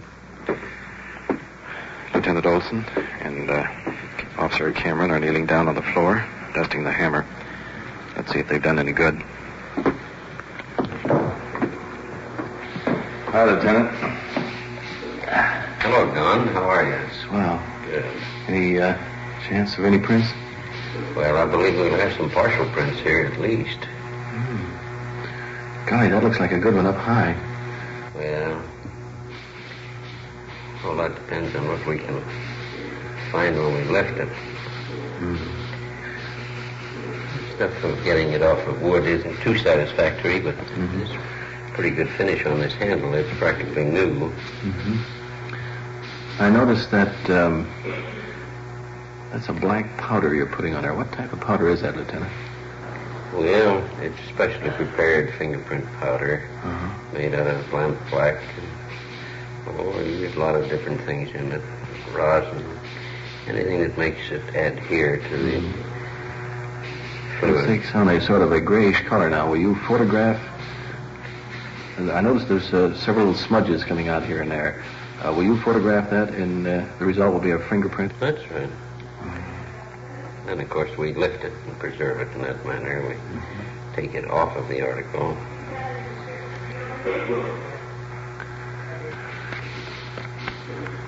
Well, so far we have the suspect down to a local. The victim is a holdup. It says that he's seen the victim at least 3 times in the last 6 months. In the area? In the area and in the store. All connections with him have been in the store. The victim, Don, has he gone home or is he back at work? He's been taken to the hospital, Lieutenant. The hammer certainly has prints on it. We'll have to check them against the victim. If he was wrestling for this hammer, his prints may be the ones that come out good on here. However, we'll be able to tell as soon as we get the victim's prints. Yeah. This string that was tied on that hammer to pick it up and to bring it in here was one of the smartest things that the investigating officer could do.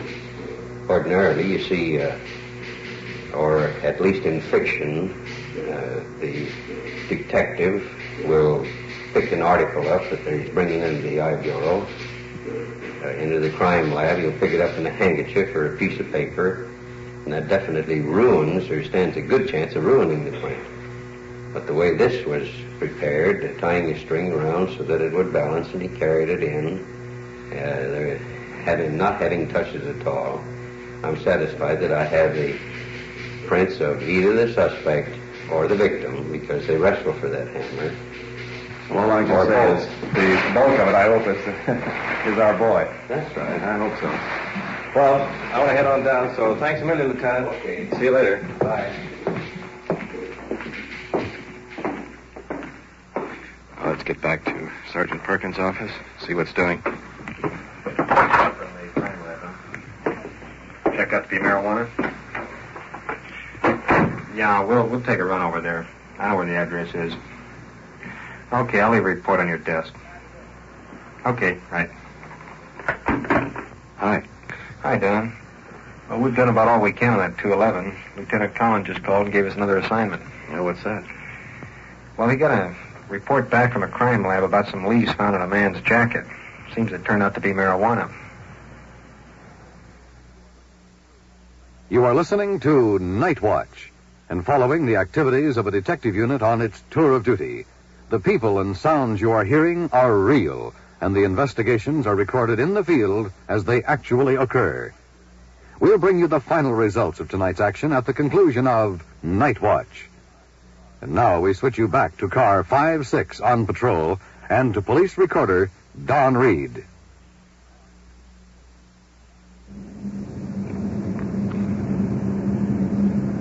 In a moment, we'll be at the location where we are to interrogate the owner of a small dry cleaning establishment. Now, this is the information we have to go on. A man entered this store last week and left a jacket to be cleaned. An unusual type leaf was found in the pocket, which aroused the suspicion of the store proprietor. Of course, this was only a supposition on the owner's part until he notified the Detective Bureau, and the samples were sent to the crime lab for analysis. Results? The leaves found were definitely marijuana. Well, here we are.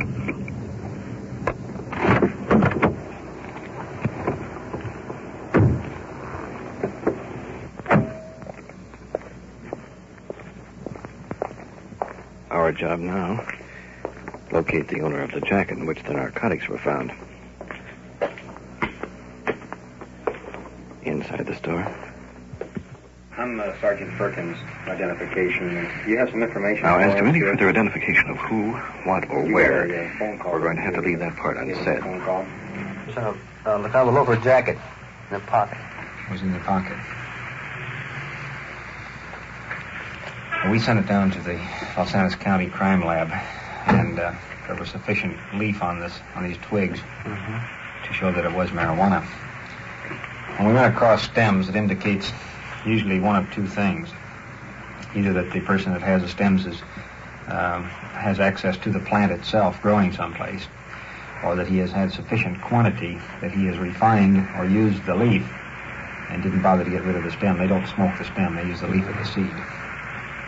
It usually indicates a pretty big deal. It's not just an average run-of-the-mill marijuana smoker.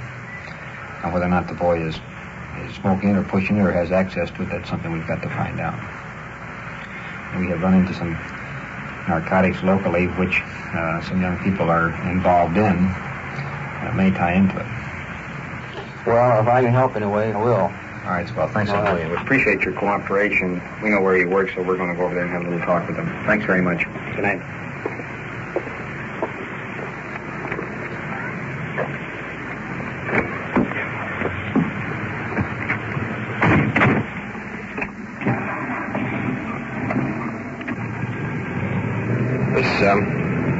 This fellow works around here somewhere, doesn't he?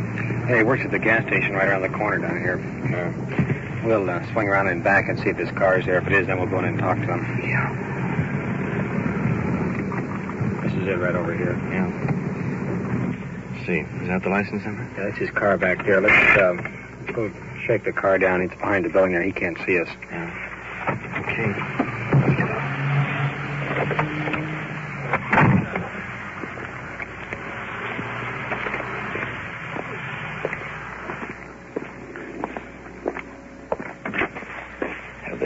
Suspect's car here, in behind this building. Now they begin to shake the car down now to see if we can find anything that may indicate use of marijuana. Working now in the back seat. 3 seeds. 4 seeds. Marijuana seeds? Yeah. Right along the crack of the door here, see them? Let's see. See right here? There's one there. Yeah. There's one there. Yeah. That means he's been blasting here in the car, doesn't it? That's right. Look. See, there's one here and one here. There's 2 more there, right at the crack of the door. Yeah. All right, I'm going to take these 2 for evidence. We're going to leave these 2 in here. Right. So when we get the boy, we're going to show him that we found some seeds in the car. Right. Got it? Check. Okay. Let's go around and have a little talk with this fellow. Right.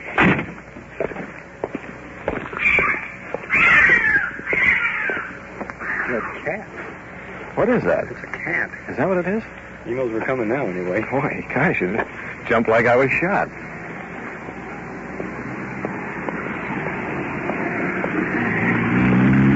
I'll get around the building here now. Service station is directly ahead. Let's move across the lot now to where the suspect is working.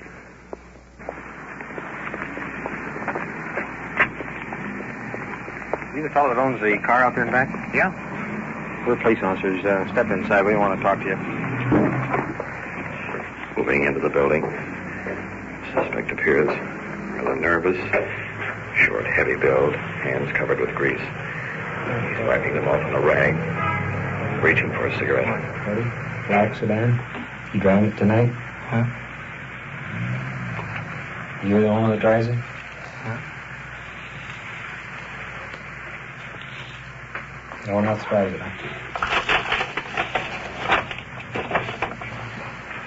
See those 2 little seeds? They came out of your car tonight. There's more of them still in the car. That's marijuana. You want to start telling us about it, or shall we tell you what we know? Well, sir, I haven't had anything to do with it. You haven't? I used to run around with fellas that have, but I haven't myself. Because I haven't gotten in any trouble at all. I'm not saying you got into trouble. I'm telling you, you had narcotics. You use them, you blast. No, sir. Found these marijuana twigs in your coat pocket. These marijuana seeds in your car, there's more of them in there. I'll take you over and show them in your car. What about it? Well, sir, those don't belong to me. Where'd they come from? Well, I don't know. There might have been somebody got in my car or something. There might have been. But there wasn't. And take that car of yours and turn it over to the state. Impound it on the narcotics violation. The state will seize it. Well, sir, those seeds, I haven't the faintest idea how they get in there. I used to do that, but it's been about 4 or 5 months since I have. When's the last time you blasted? About then. What made you stop? I just have decided that it's not doing me any good at all. Where do you get your stuff from? Who? Well, what I used to do, we used to just go down to Mexico and get it. Whereabouts in Mexico? Tijuana. Who's we? Oh, me and anybody else that could go. Blasting your car? We did it a couple of times. Front or back seat? In the front seat, I guess. Well, we found seats in the front and back. Well, I don't know how they got in the back seat. Well, you're in a spot right now. Well, when you go down to Mexico and get the stuff, what kind of stuff do you get? Get it with twigs in it? What do you pay for it? $15 or so.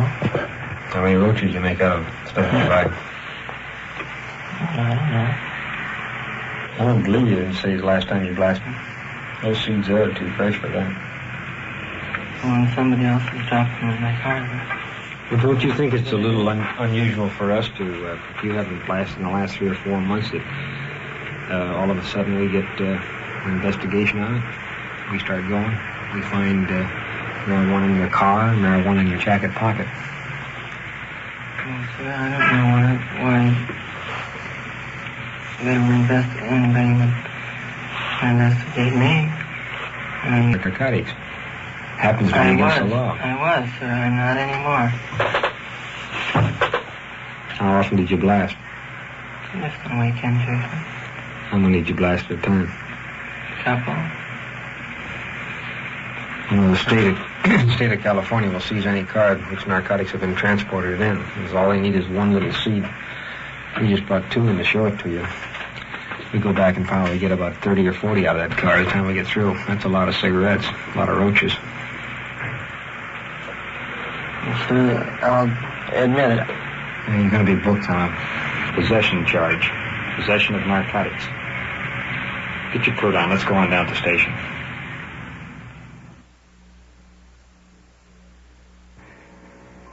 Here at police headquarters, the officers are busy making out reports, so let's go on into the detention room and talk for a moment with the young suspect that was picked up a short while ago. Glancing through the bars, his father is talking with him. Apparently they're through, they're just getting up. Let's go on in.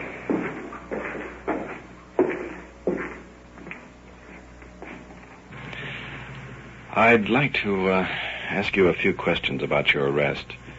Would you like to discuss it? Yes, I would. Let's come right to the point. Why did you start smoking marijuana? Well, I think it just, sometimes you feel, there's not much to do, and it doesn't seem to do much for you, and I don't know, I guess it was just something to do. Mm-hmm. How does smoking one of these marijuana cigarettes affect you? Well, it just kind of shuts things out from you. So it just has sort of a deadening effect. It doesn't, things aren't as sharp or as clear as they usually are. Did you try to use this as a means of escape from everyday problems? Well, I don't think that was the reason I started. I guess I got running around with the wrong friends, and it was just everybody seemed like that was doing it. Okay, I want to talk with your father for a moment. Sir, in just a few moments, this young fellow will be transferred down to Juvenile Hall, where he'll be held pending court action. How do you think he got started smoking marijuana?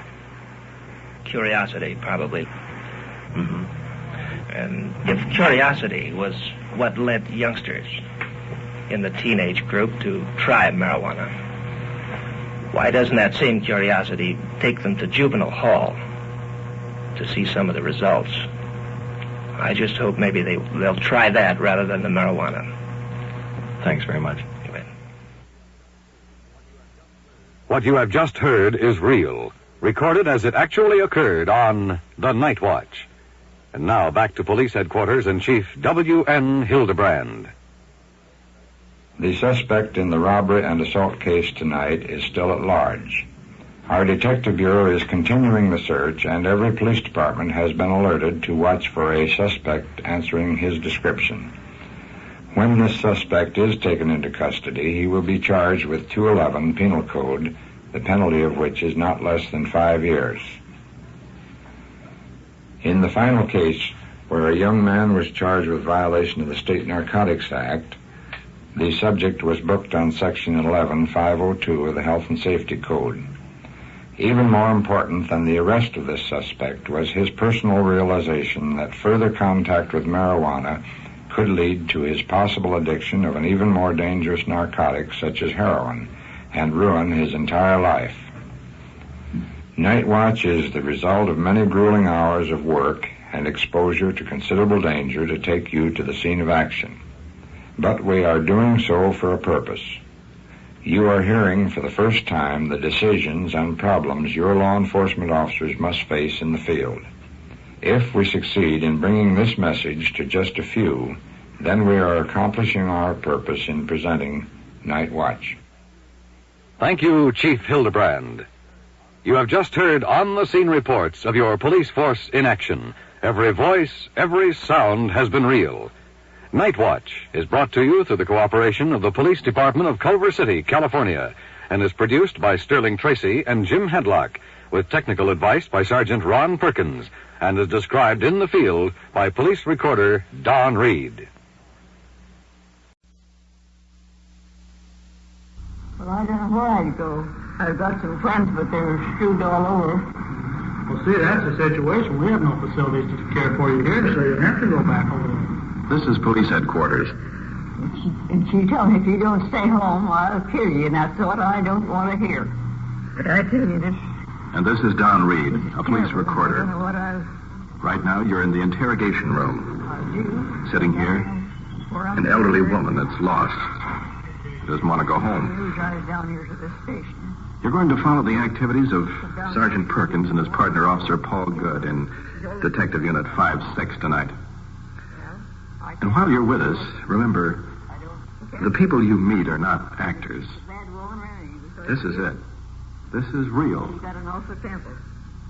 This is Night Watch. Granddaughter's there now. She's scared to death of her. And when I go to bed at night, I sit up. That's what I do. She says, why don't you go to bed and stop sitting up?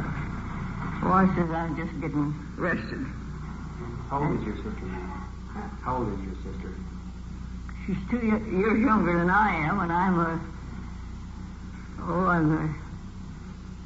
I'll be 80 pretty soon, but I guess it's 79. 78, but I don't know exactly. I'll have to figure it up someday.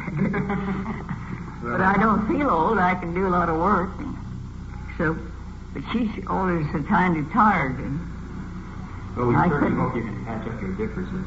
What? We certainly hope you can patch up your differences. Well, but I don't want to go there alone. I want one of you to come in and stay alone. We'll go there with you. We'll make sure that you get there. You want to go now? Well, it seems she isn't lost after all. So, let's take her home and get this thing squared away. Night Watch, the actual on-the-scene report of your police force in action. There are no actors. There is no script. Every voice, every sound is authentic. The investigations are recorded as they actually occur. Night Watch, presented with the cooperation of the Police Department of Culver City, California, W.N. Hildebrand, Chief. And now we switch you to Detective Unit 5-6, already on assignment in the field, and to police recorder Don Reed.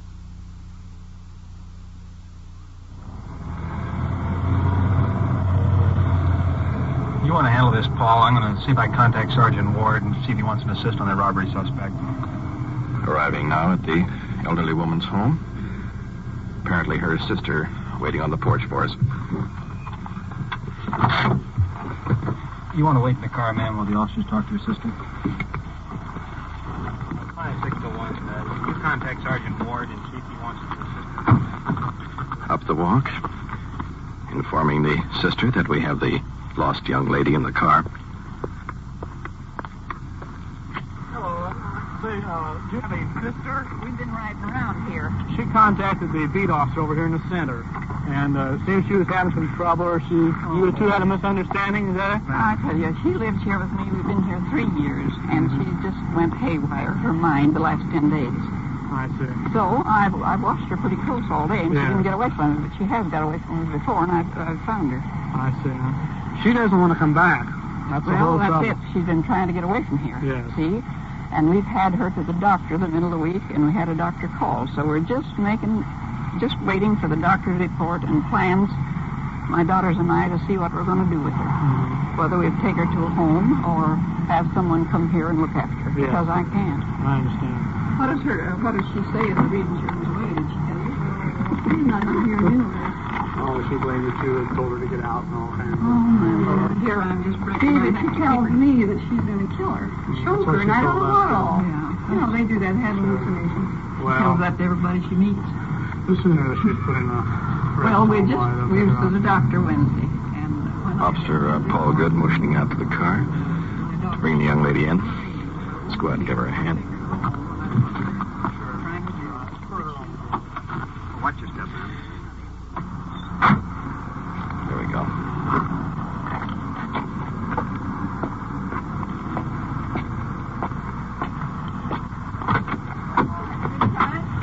We had her in jail. No. A bad girl. How come? Well, how come? You run away, that's why. Well, I have to get out. What is that car? We'll just get her relaxed. Well, here's all these policemen. They're going around here. Yes, Careful, you please. there. Okay? Yes, it's all right. Fine. But if you sit down a few minutes. Well, that's all. We can't stay there long. Did you decide to come home to sleep? Sleep? Uh-huh. Well, I didn't know whether I'd sleep or not. Why? Well, the case is closed for the time being. It'll probably reopen again. Well, we certainly hope things straighten themselves out here because... And she thinks she'll have the end for policeman. I guess. Something I don't know. All right. Feel that leather. Yeah, that's good leather. He's a nice policeman, don't you think he looks nice? Sure he is. And I said, now here's Don't give him any more trouble. They got other things to do, you know, something more important. Oh, that's all right. She gets lost. We'll come and find her again. You be good now. We'll see ya. Yes. We'll stay here. When you come again. Oh, we'll try and get by in the next couple of days or so. Back to our radio unit. Okay, well, thanks very much. 51 on traffic accident at Washington. 5-6, come in.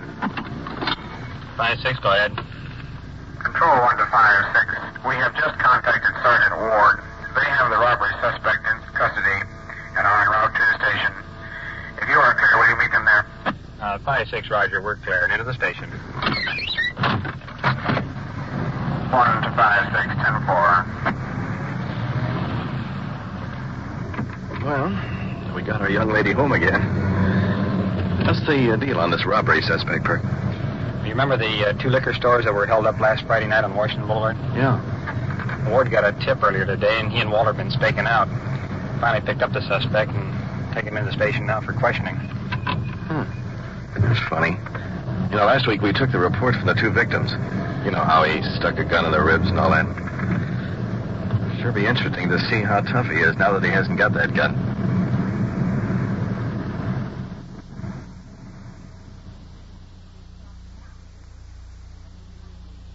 You have a chair there? My partner Walter.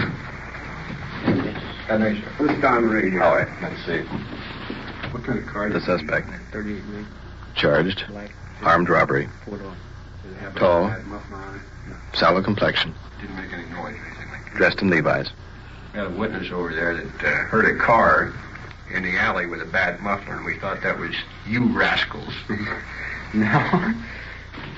You guys have been busier than bird dogs, haven't you? Yeah, a little too busy.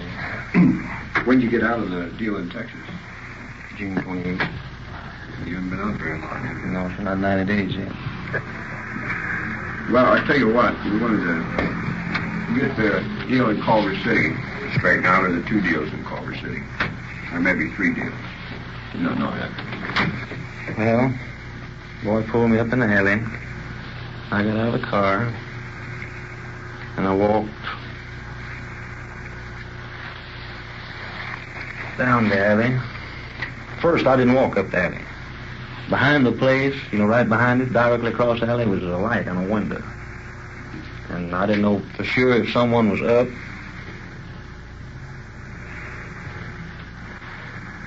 Or where someone was just left their light on or not. I didn't see a car parked there, so I figured, well, I'll check that window first and make sure.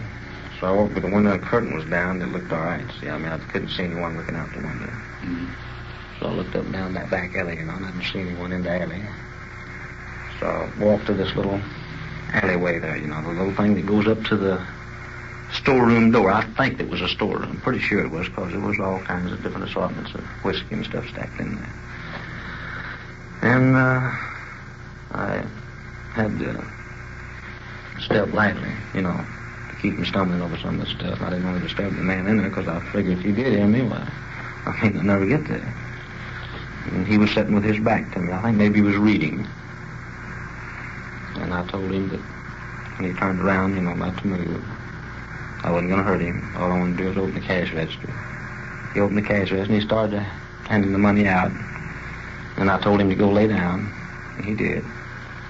And I put the rest of the money in my pocket and come back out the same way. I told him to lay down until I got out of the store. That's all it was to it. How much money did you get out of that job? Well, I couldn't tell you the exact figures, but I figure, just an estimate right now, about around 160, 165, something like that. Well, that must have been just about one of your top jobs, then. That was about it, I imagine. Now, this other job in Culver City is down on Washington Boulevard, where both you and your buddy went in. Oh, yeah. And the fellow in the store was... 2 people in there. 2 people in there. Yeah, you remember that deal? Yeah, I remember that. Now, what happened on that deal? Well, sitting on the corner, isn't it? Right on the corner. I believe there's a stop, no, not a stop light, but a stop sign on the cross street going across this main boulevard. Mm-hmm. We pulled on the main street that the liquor store is on. We come down it and made a left on the side street right by the liquor store and pulled around to the left and stopped. And, let's see. We both got out of the car, left the car running. Went in the liquor store. The oldest fellow was in the front. The younger fellow was in the back in the storeroom. And I told the older fellow to stand behind the counter, and not move. Did you see the younger fellow in the storeroom? Yes, I just kept walking after I told the older fellow, to stand behind the counter and not move. Then I walked straight on through, because the other boy was right behind me, see. He walked right over with the old fellow and told him to open the cash register. And I just kept walking right straight on through behind the counter, back to the younger fellow and told him to lay down. And he did. He laid down back there by the, the boxes that were stacked up. And as soon as the other boy told me that he had the money, why, I told the older fellow to come back there too. And he came back, come right by him, and I told him to lay down by the box. And that was all there was. No bad words used, no threats, nothing. They laid down without any trouble. Did your buddy have a gun on that deal? No, sir. We never had but one, sir. Just one gun? Yes, sir.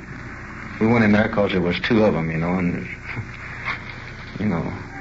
You knew there was 2. Yes, so we saw them, see. We saw one working from the back and the one standing in front, the older fellow. But did you case that job at all? No.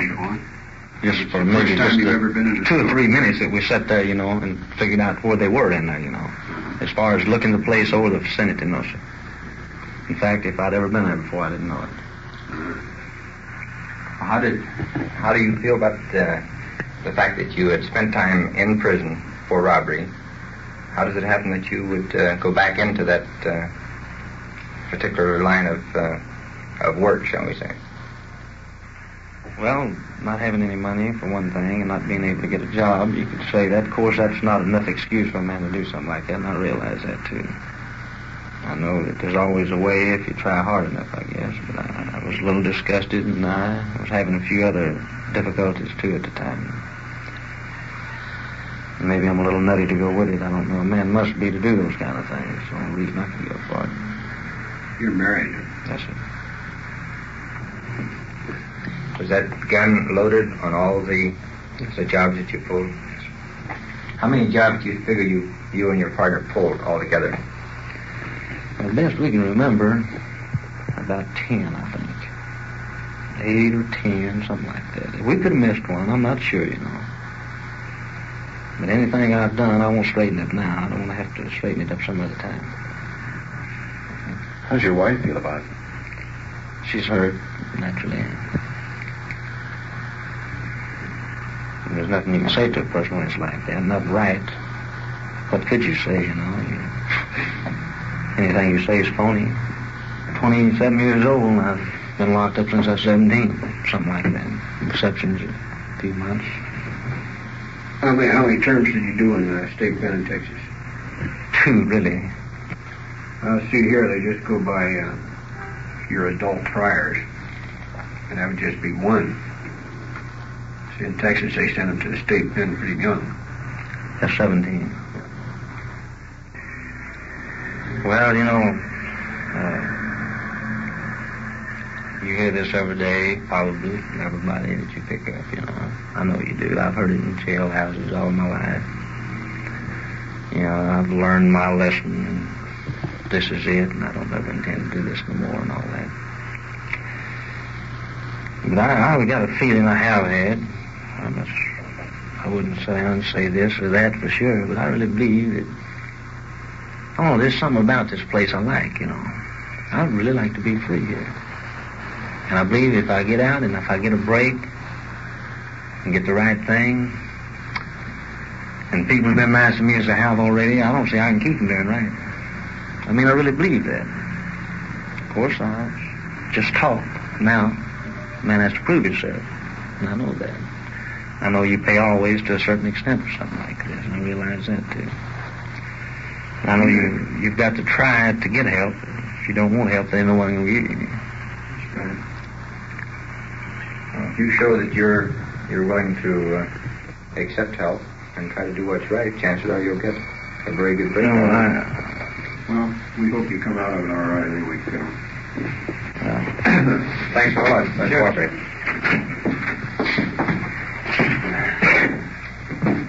I was right, Bert. What's that? This guy isn't very tough without a gun. Sergeant Perkins? Yeah. Sergeant Dirk has a trouble call at 2319 Benton. He says you've handled the case down there 2 or 3 times before, and he wants to know if you'll meet him there. Okay, I'll radio him. We'll be there in a few minutes. What's up? Got a trouble call. Let's go. Okay.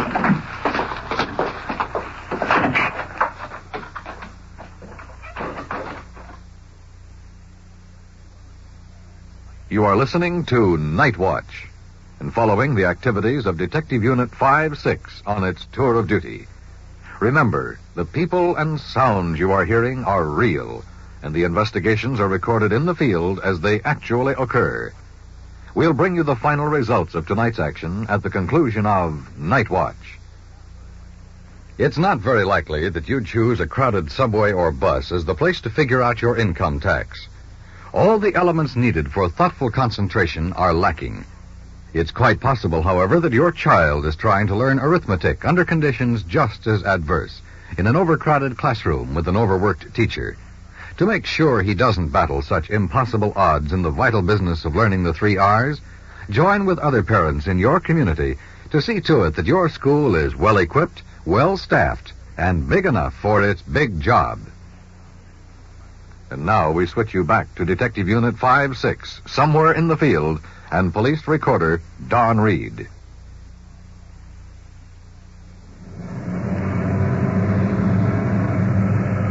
Arriving on the scene at this trouble call, there's a uniformed car parked out in front.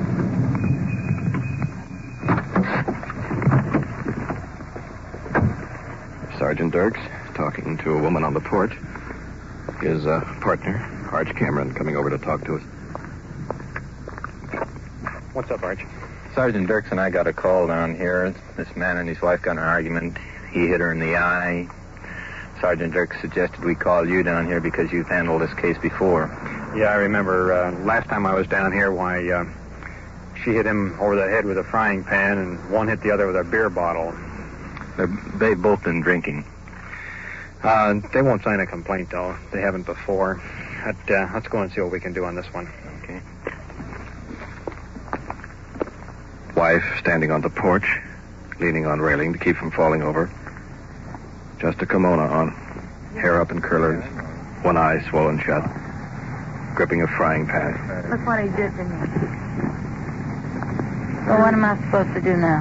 Where is he? He's in there, and I'm afraid to go in. Where am I going to go? He's going to go. He has a habit of jumping out windows. This means a separation, you know. Sergeant Dirks is helping her into the house. Just take him for the night. I don't care what you do with him, but don't let him take the car keys. It's my car now. Husband stretched out on the divan, smoking a big black cigar. A little puppy crowding under the chair. Look what you did. See my left pretty? Look at this. I suppose you didn't do that. I did it to myself. What happened? Husband flicking cigar ashes on the rug. Well, what'd you do tonight? Just about that. Nothing. Well, go on, tell me. Well, we came home. Nothing happened. Because I wouldn't come out and cook him dinner. I went to bed, see, on the bed, and he did this to me. Take him in, please. In the light, And give me a chance. it's beginning to change Go color. with you. I mean, this time, you're wait a going. minute, Em. Yes, you're going. You are not going to break my face up anymore. Yeah. He put on a pretty act. I saw that. I ran in and got this. That frying pan. Not Did you aluminum. strike your wife? Heavy iron. What happened? How did you get that bruise? Nothing. You're a dirty, rotten liar. You did it with your fist. I don't do this to myself. The officer asked a question, and I said no. You're lying, though. I'm not left-handed. Not left-handed. That's what you said before when you blacked my eye. Please take him someplace. Did you, He did it. You know he did it. You know he did it. He did it. I wouldn't do this to myself. Son of you. In your condition, you could fall and do that yourself anytime. You've been drinking as much as he did. This is the third time around with this couple. Both are too intoxicated to sign a You complaint. know that he hit me with... Did you see that happen? She got mad at me, and there was nothing happened, and I was sitting in the chair, and when she took off out the door and said she was going to call the officers, and they put in... What do you mean call the officers? I didn't have anything on but a torn pair of pajamas when you hit me and I ran out. I finally came back and I peeked through the window and I saw you sitting here in the window and got the robe and this. Well, I'll talk to the officers when you... And I called the next door neighbor. Ask her if you don't believe it. You're lying. If the officers have any questions, I'll be glad to answer. He's lying. Yeah, how did she get that bruise on her teeth? That I wouldn't... No. Did you have a scuffle? No. You had an argument? No scuffle, Nothing. no argument. He just came in on the bed and I don't want me any in the eye argument. just like he did. Like, Not the hell with those. tell the truth. And you came in and hit me with your fist because I wouldn't get up and cook. I told you I wasn't going to. And you hit me with your fist. Sorry, I'm not left-handed. Oh, don't pull that stuff again. My face is hurting. You hit me. I don't care if you are married to me. Get out. He just got out of jail now. 2 weeks ago. He's been in there a month and a half. 45 days. He just got out. But he doesn't have to beat me up, you know, because he's honoring the world.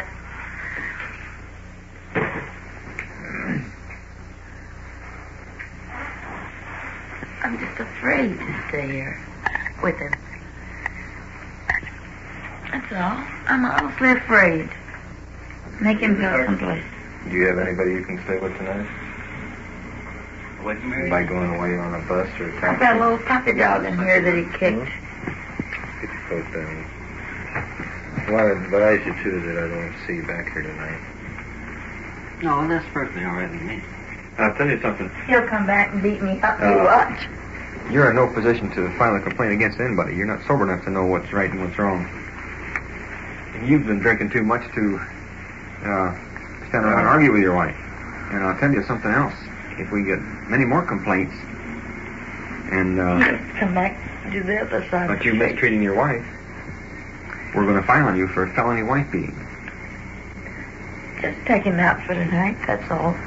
I've got a little puppy dog that he kicks tonight with his feet. If you can't get along, you better get separated. Fuji, come on. And tonight, I would advise you just to go ahead and put on Maybe he killed him. some place to spend the night. But he kicked him with his shoe. His big shoe, you know. Kick the dog? Kick the dog. Don't forget, I've gone to court with you two a couple of times. If he comes back, you... Wait a minute, before he goes, make him leave me some money. He left me a dime. What'd you leave me? $2? You give me some money. He's got $40. Your bill full. That's right. Leave me the 10. You only need 3 to get a room. You want the bill full, too? He'll come back and try to beat me up. You just lock all the doors and windows. So what? Officers assisting husband to the uniform car. If it's okay with Sergeant Dirks, why don't you drop him off at a motel? Okay, Burke, will do. History repeats itself. Yeah. Remember the last time we took him to a motel? Yeah. She didn't remember they had an argument and accused him of staying out all night.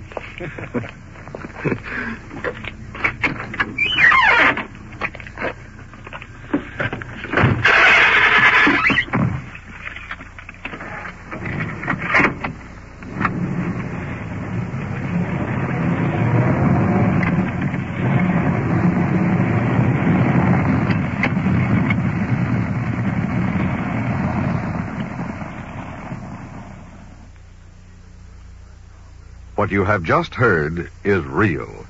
The investigations are recorded as they actually occur. For their disposition, we return you to Police Headquarters and Chief W.N. Hildebrand. The first case of the elderly woman that was lost, other than returning her home, no other police action was necessary. The second investigation, in which the suspect was arrested and questioned regarding his part in a holdup, resulted in his confession in court, where he was found guilty. The penalty for armed robbery is 5 years to life in the state prison. The final case of the husband and wife involved in a fight left the officers with no choice than to separate the pair. The case was entered into the records as advised. Earlier this week, a mother brought her teenage son into our juvenile bureau, where he volunteered the information that certain boys at his school had purchased several marijuana cigarettes from a suspect that drove up each afternoon. Now, this young teenager told the officers he had little knowledge of this narcotic, but he had followed 2 narcotics investigations while listening to Night Watch. From that information, he had learned briefly what the 2 narcotics looked like, how it is usually obtained from a pusher, and he learned the danger of using this drug. Armed with this information, our officers immediately moved in for the arrest. If we can reach just a few, especially teenagers, then we have a reason for Night Watch. Thank you, Chief Hildebrand. You have been following the on-the-scene reports of your police force in action. Every voice, every sound has been real. Night Watch, brought to you through the cooperation of the Police Department of Culver City, California, is produced by Sterling Tracy and Jim Hedlock, with technical advice by Sergeant Ron Perkins, and described in the field by Police Recorder Don Reed.